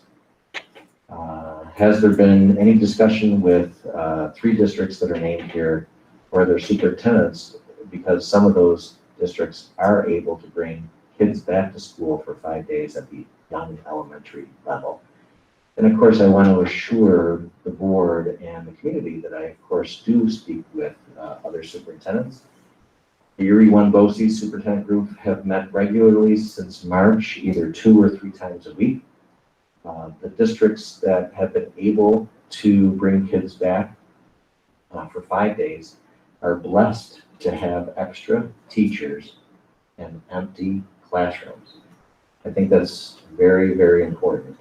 In this district, we do not have extra teachers. Our teachers are busy and they're working. Not that the other districts have teachers who are not busy, but we have no teachers on special assignment. So we just don't have extra teachers to put into empty classrooms to decrease the density of a classroom from 24 to 12. For whatever reason, some other districts have that ability. I've heard in one district they had 17 teachers, and in another district they had 10 teachers that they could put back into the classrooms. We do not have that luxury, and quite honestly, if we did, I would expect that the board might not be happy with me. Okay? So let's just be honest. So I would love to have been one of those superintendents who had made that decision because they had the luxury of putting teachers back into classrooms. Why wasn't there an emphasis on at least getting the Sidway students K1 back 5 full days? It's important for the board to know we had multiple models that we examined. We explored all possible models, and the hybrid model was chosen as it allows us to follow the guidelines for the Department of Health and the New York State Education Department. Has the option for using buildings like Eagle Island been discussed? As the board is aware, we are very close to finalizing a lease agreement with Just for Kids to use the Eagle Island space as a child care center 5 days a week. And it probably will hold 25 or 30 students. Brian, I know the answer to this question I'm asking you, which I normally do, really answer the question from that. Can you explain at the kindergarten and first grade level the number of classes we have today, the number of students we have, and the number of teachers? Because my understanding, generically, I might be off a little bit from the numbers, that we have 12 kindergarten classes, right? Is that true or thereabouts? Close? Just refresh the screen here for you. No, that's not true. So What's the number of kindergarten classes? Yep. So we're going to be looking at 10 kindergarten classrooms and 11 first grade classrooms. Okay, so in order to essentially double that, which is what we would need to do in order to create, 6 feet apart, etc., we have to have 21 extra classrooms and 21 extra teachers, right? Yes. I mean, that's that was wrong, it was 12. Yeah, you're But spot on. I was close, but when you look at that, that's kind of the information that I think is helpful to understand when we try to look at that. We don't have the ability to do that, right? Maybe you could add a couple classrooms here, expand it a little bit. You can't go full model to have, those being open without adding a lot of staff and a lot of extra space, which we just can't do, so, That's as I right. understand it. That was well said. Okay, thank you. Next question, what is the plan for UPK? Are we operating under the same day schedule that is true for K-12? So Mrs. Dunbar and her UPK team are currently discussing the possibility of having 4 days, Monday, Tuesday, Thursday, Friday, as normal for UPK. The reason why we're able to do that goes directly to what Glenn just said. We have a certified teacher and a certified teaching assistant. We can take 18 students and split them up into 2 cohorts of 9 each and have the teaching assistant working in a different room with 9 students and the teacher working in a different room with the 9 students. And then alternating, the certified teacher going across the hall with the certified teaching assistant coming to the alternate groups. So we think that we will be able to offer UPK at the very least and run it for 4 days. For weeks with holidays, Columbus Day, for example, would Group A go on site Wednesday to make up for that missed day. So myself and some others today looked specifically at a week-by-week schedule from September to the end of December. We only noticed that Columbus Day would impact on a Monday, and then we have a superintendent conference day on election day that would impact the other alphabet on a Tuesday. So right now, from September to the end of December, our calendar looks pretty good, and it's equitable that there isn't one part of the alphabet that's missing more days than the other. And by adding Wednesdays as a synchronous day for kids, then instead of having to move a superintendent's conference day to a Wednesday, we actually now have more student and teacher connection with adding that Wednesday. Next question is our understanding that JFK, Just for Kids, is still going to be offered. Yes, that is true. Will it still take place in our schools? The answer is yes. So we will continue to offer the before school program at Heath, I believe, and the after school program will continue at Kegavine and Sidway and Heath. And then the exception is we're adding a 5 full-day program at Eagle Island. There's a follow-up question to programs being offered after school, such as Buffalo Engineering and GI Rec programs. So I think it is, why aren't they allowed? So I think I mentioned earlier that we're canceling all those after-school activities and community ed and rec programs to make cleaning and custodial staff more available during the school day and immediately after school. Is there a confirmed total number of students who have opted to go to homeschool or to 100% virtual? So as I shared earlier, we're at about 10% of our students choosing full remote. I think we have to throw in another 30 or 35 students into that mix, and homeschooling has gone from 60, Cheryl, to I think we're at 80 or 90. Is that accurate for homeschool? Jill sent us out an accurate count today. We are up to 90 students that are homeschooled as of this morning. Thank you.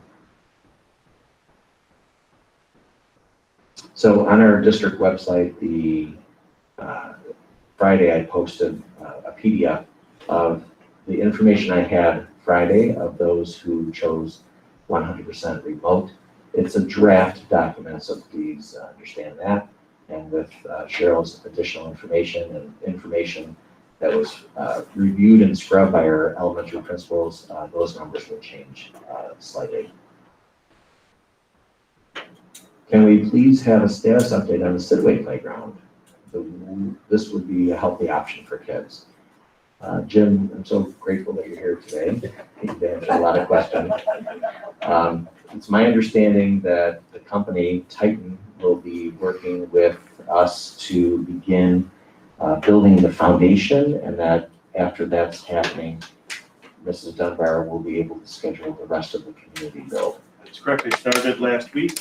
They unloaded the playground today, and then it'll start getting erected, and then we'll have our community build at the end of the month. Don't know the duration with weather, but hopefully soon. It's moving ahead. So we should see a lot of progress in the days and weeks ahead. This next item is, as parents, our views and feelings of this entire process have been made public to the board, administration, teachers, and all involved parties have stated transparency is the key. That being said, what role do teachers play? So I think, to be honest with you, we are very proud of our process. We started in June.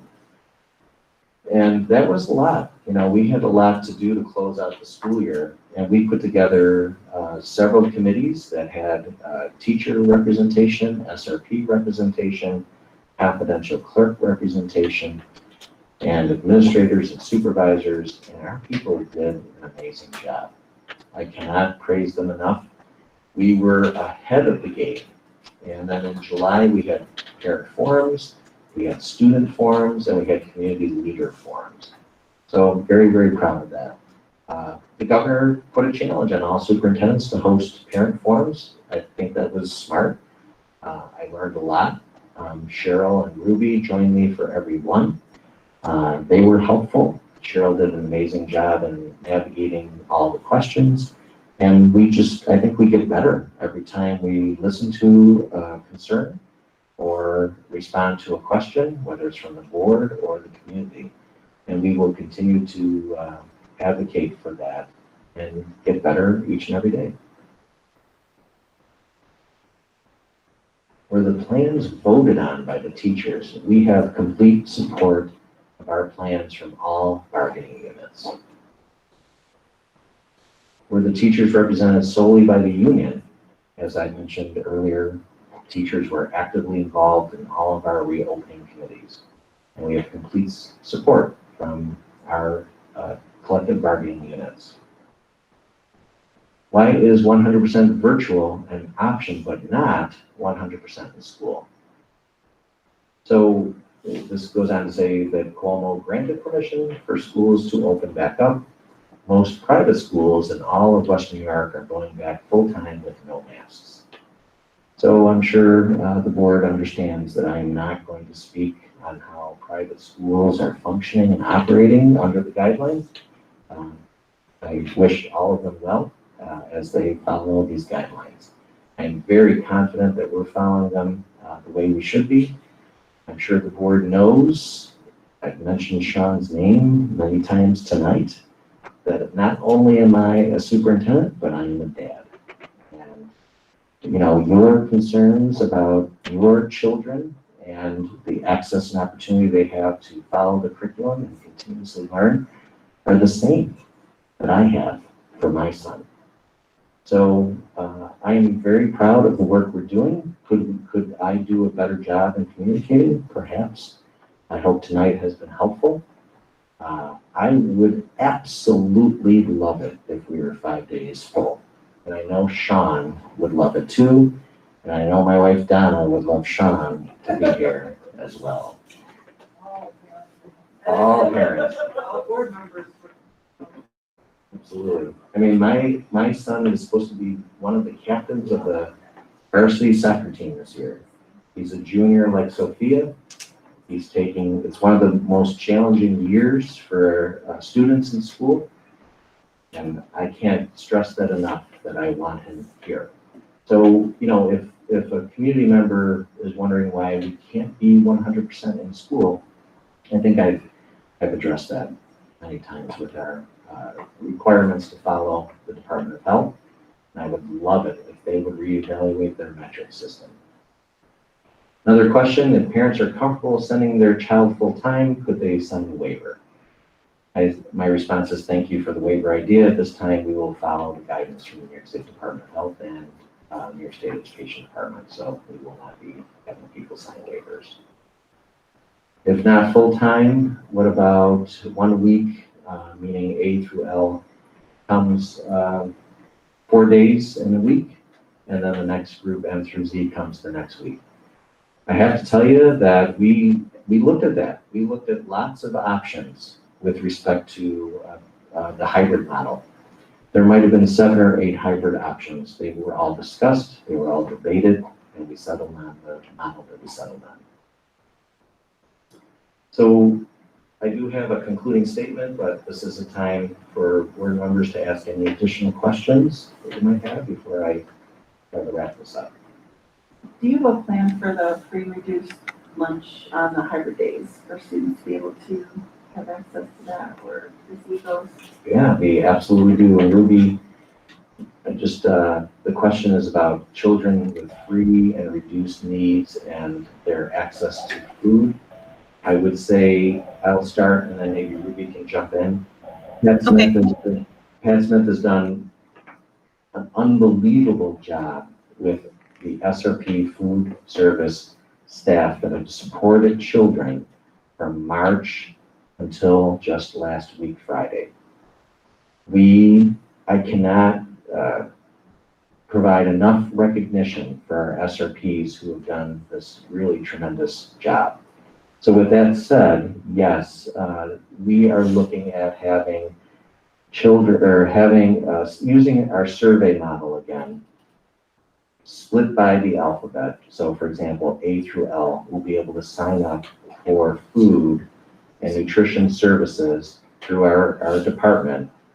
But they will be required to go to the site and pick up the food items and bring them home. Additionally, the burden of payment is now put on the parent if your child is not free or reduced.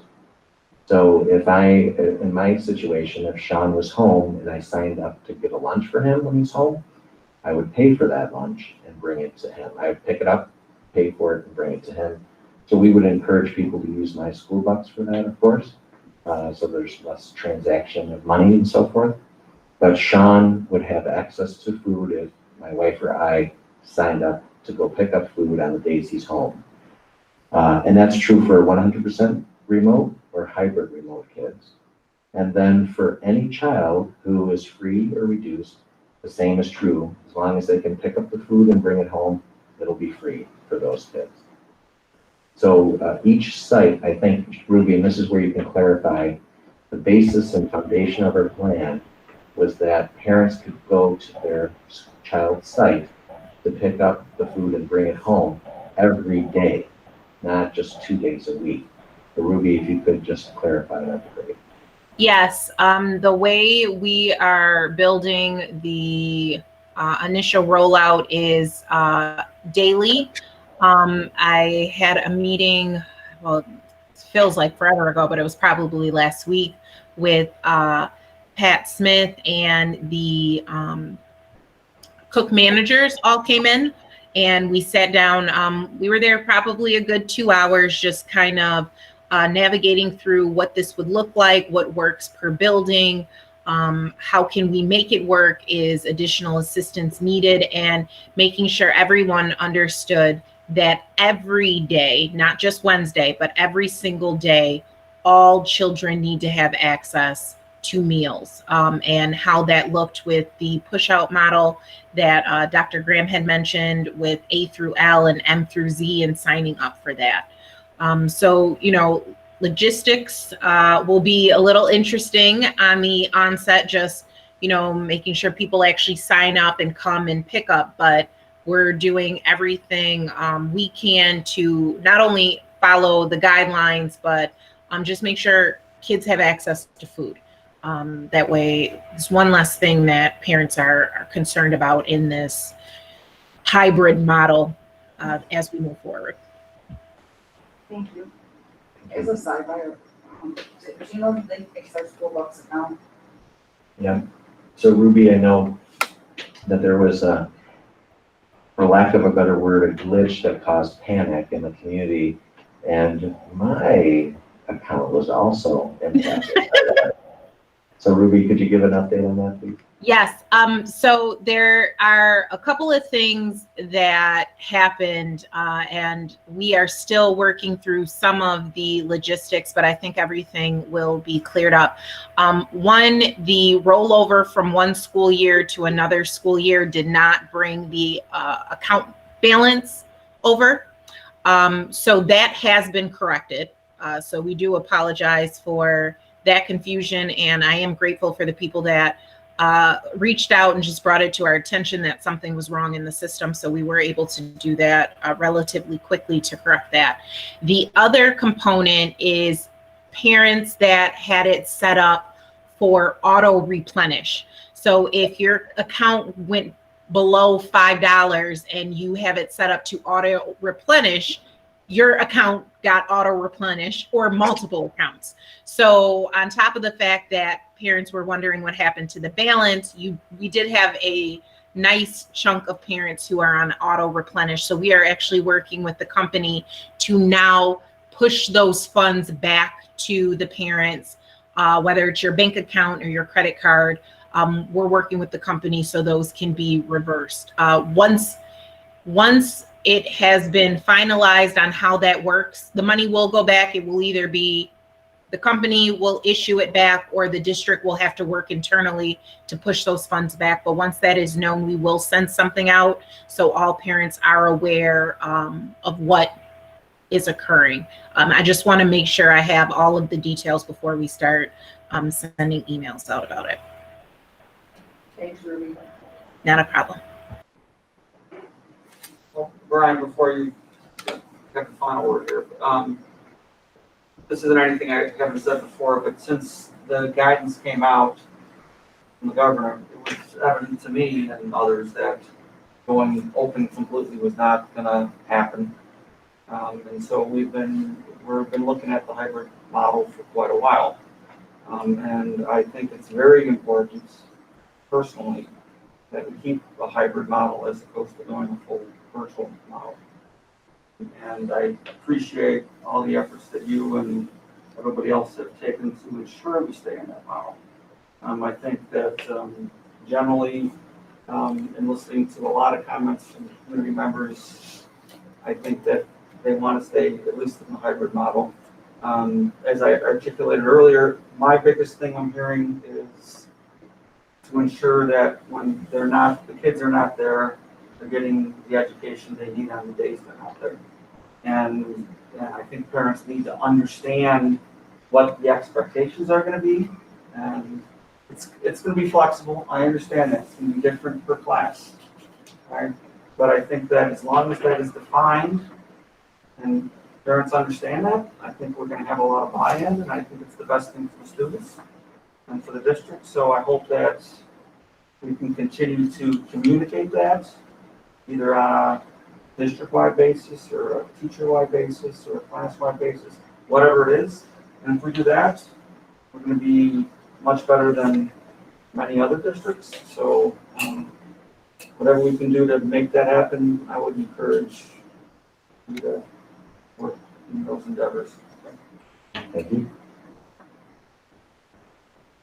So just in conclusion, I think it's hopefully been communicated tonight that the health, safety, and welfare of our entire school community remains the district's primary focus. We respect that everyone has differing opinions and perspectives regarding COVID-19 and the requirements necessary for schools to open in hybrid model.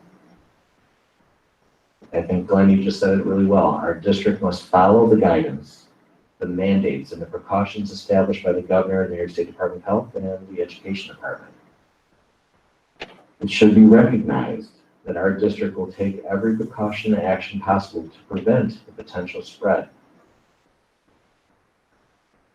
of this virus and to create a safe and healthy environment for all parties in our school community. It's strongly recommended in the guidance from the Department of Health, the State Education Department, Dr. Burstein, the Commissioner of Health of Erie County, that students wear a mask at all times and as much as possible. Wearing a mask is the most widely held successful means of preventing the potential spread of this virus.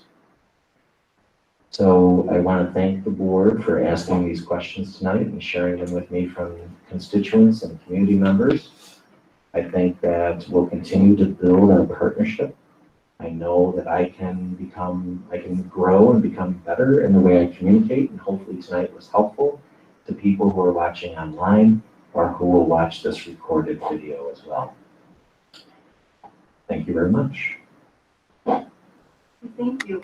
Moving on to public comment session, general items not included in the agenda. I don't believe we have anything for that.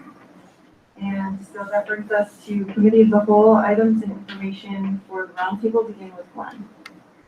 Just thank you, everybody. I love that we're all here together, and everybody looks good in their masks. And I'm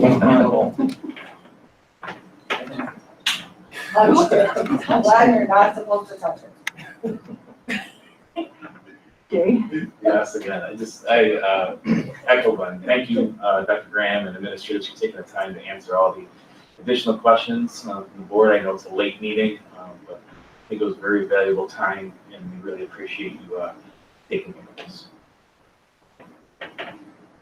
Again, just thank you everyone for their questions and all the answers that we received tonight. Thanks. Jude? I would just like to thank everyone who served on committees. I'm looking forward to our frequently asked questions online so that parents can refer back to the answers, or and having the video online as well. We're looking into moving up as possible Zoom open houses. And then I just wanted to comment, where we all want the same thing. We all want to be together 100% of the time in school. We want our children in school. It's just a matter of when we can do it safely and when we can do it and follow our regulations. And I'm just hoping that everyone will remember that and be kind, because teachers, administrators, they're community members, they may be your neighbors, they may be your friends. And, I'm sure that everyone reads what people post online, and it's easy to post things when they're not in front of someone. But I'm just asking that in a world where you can be anything, that everyone is kind, because we all want the same thing. And there's a lot of single men and women in our community, a lot of elderly folks that don't have children in school and pay taxes.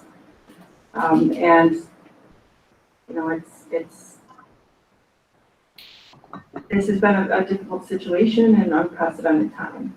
And so I'm hoping that everyone will be understanding as we move forward into something that we've never done before. And we're going to do it with a lot of input, with a lot of rethinking and taking their consideration into play as much as we can. So thank you to all the parents that submitted questions and community members. We're always looking at ways that we can communicate better and ways that we can ensure our school is safe as we reopen. So thanks. I just want to thank everybody and let everybody know that we understand that we're not in an easy situation, and it's difficult to please everyone and make everybody happy. It's difficult. We're doing the best we can. We all have the education and safety of our children as number one, as well as our staff, teachers, administrators, our SRPs. Clearly, education is our number one, but safety is right up there with it in the middle of this pandemic. The only other suggestion I would have, Brian, is if we did do frequently asked questions, if maybe we could put those out on the blast or the announcements out email, so it's given to all of the teachers, so it's readily available for them in the event that we're going that direction.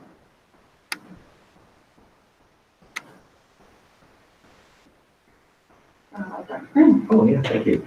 So I'd like to start. Joy, thank you, Joy. That's okay. I just want to thank Dr. Graham for answering and the in-depth explanation of all the questions. And also thank you to Cheryl for explaining the questions concerning the IEP and how that's going to be rolled out. And, you know, just to touch base, we're all in this together, not only as board members, but as a community and as parents as well. So we all have a vested interest in, you know, rolling this out the best way that we possibly can. So thank you, and I really appreciate it. And Cheryl and Ruby, did you have anything for them? Thank you. Cheryl, anything for the roundtable? Oh, I didn't quite hear you, Ashley. No, I'm all set. Just thank you, everybody. That's all I have. Just thank you, everybody, for working together as a team. I think you said it perfectly, Ashley. You know, we all need to work together in these unprecedented times. So thank you very much. Dr. Harris? Really quickly, last week our external audit began. They actually only came into the district one day. We were able to upload everything into a system called SureLink, which is pretty interesting, even though I feel like they ask for even more information because they can. So that is underway. As usual, the audit committee will meet, and then the first board meeting in October, we will have the auditors come in and do the presentation to the Board of Education. Solar RFP's deadline was today. I have not looked at them, but I do know we received 2 responses. So in the coming days and probably weeks, I will be putting a committee together to review them and then to interview those 2 companies. And lastly, all of the board members, Dr. Graham, you may have as well, I cannot remember if you were on my group of people, should have received a VersaTrans e-link email from Teresa Elizade. So e-link is the a component of our transportation system. This allows parents to have quick access to their child's bus route information. There are some requirements in reference to you needing to know your child's ID number and the password for login. But there is a step-by-step process up on the website. There is a email blast that is either sent out or will be sent out. And then there is also something that is going to be referenced in the newsletter to kind of walk people through. So if you don't have to do it right now, it's very late. But when you have a moment, check your email, look at it, because this is what all of the parents of Grand Island will now have access to. I know Teresa has worked very hard, as well as just trying to figure out transportation during COVID, but also getting this online so parents are able to have the information quickly and up-to-date information. So as things are being changed in the system, they can now see it instead of having to wait days or weeks to actually get that updated information. I think that is all I had. Thank you. Dr. Graham? Well, thank you. So now we're going to move on to phase 2 of the questions and answer period. It'll only take a few hours, but I know we're going to be just fine.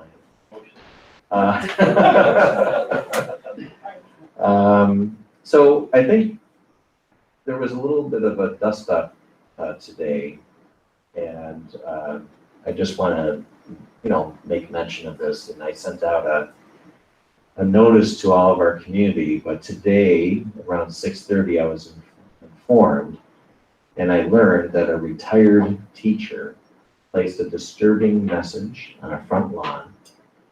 This was captured on video and is being viewed by many on YouTube and throughout social media outlets. This former employee in the video, of course, is no longer associated with the district in any capacity after retiring in January of 2020.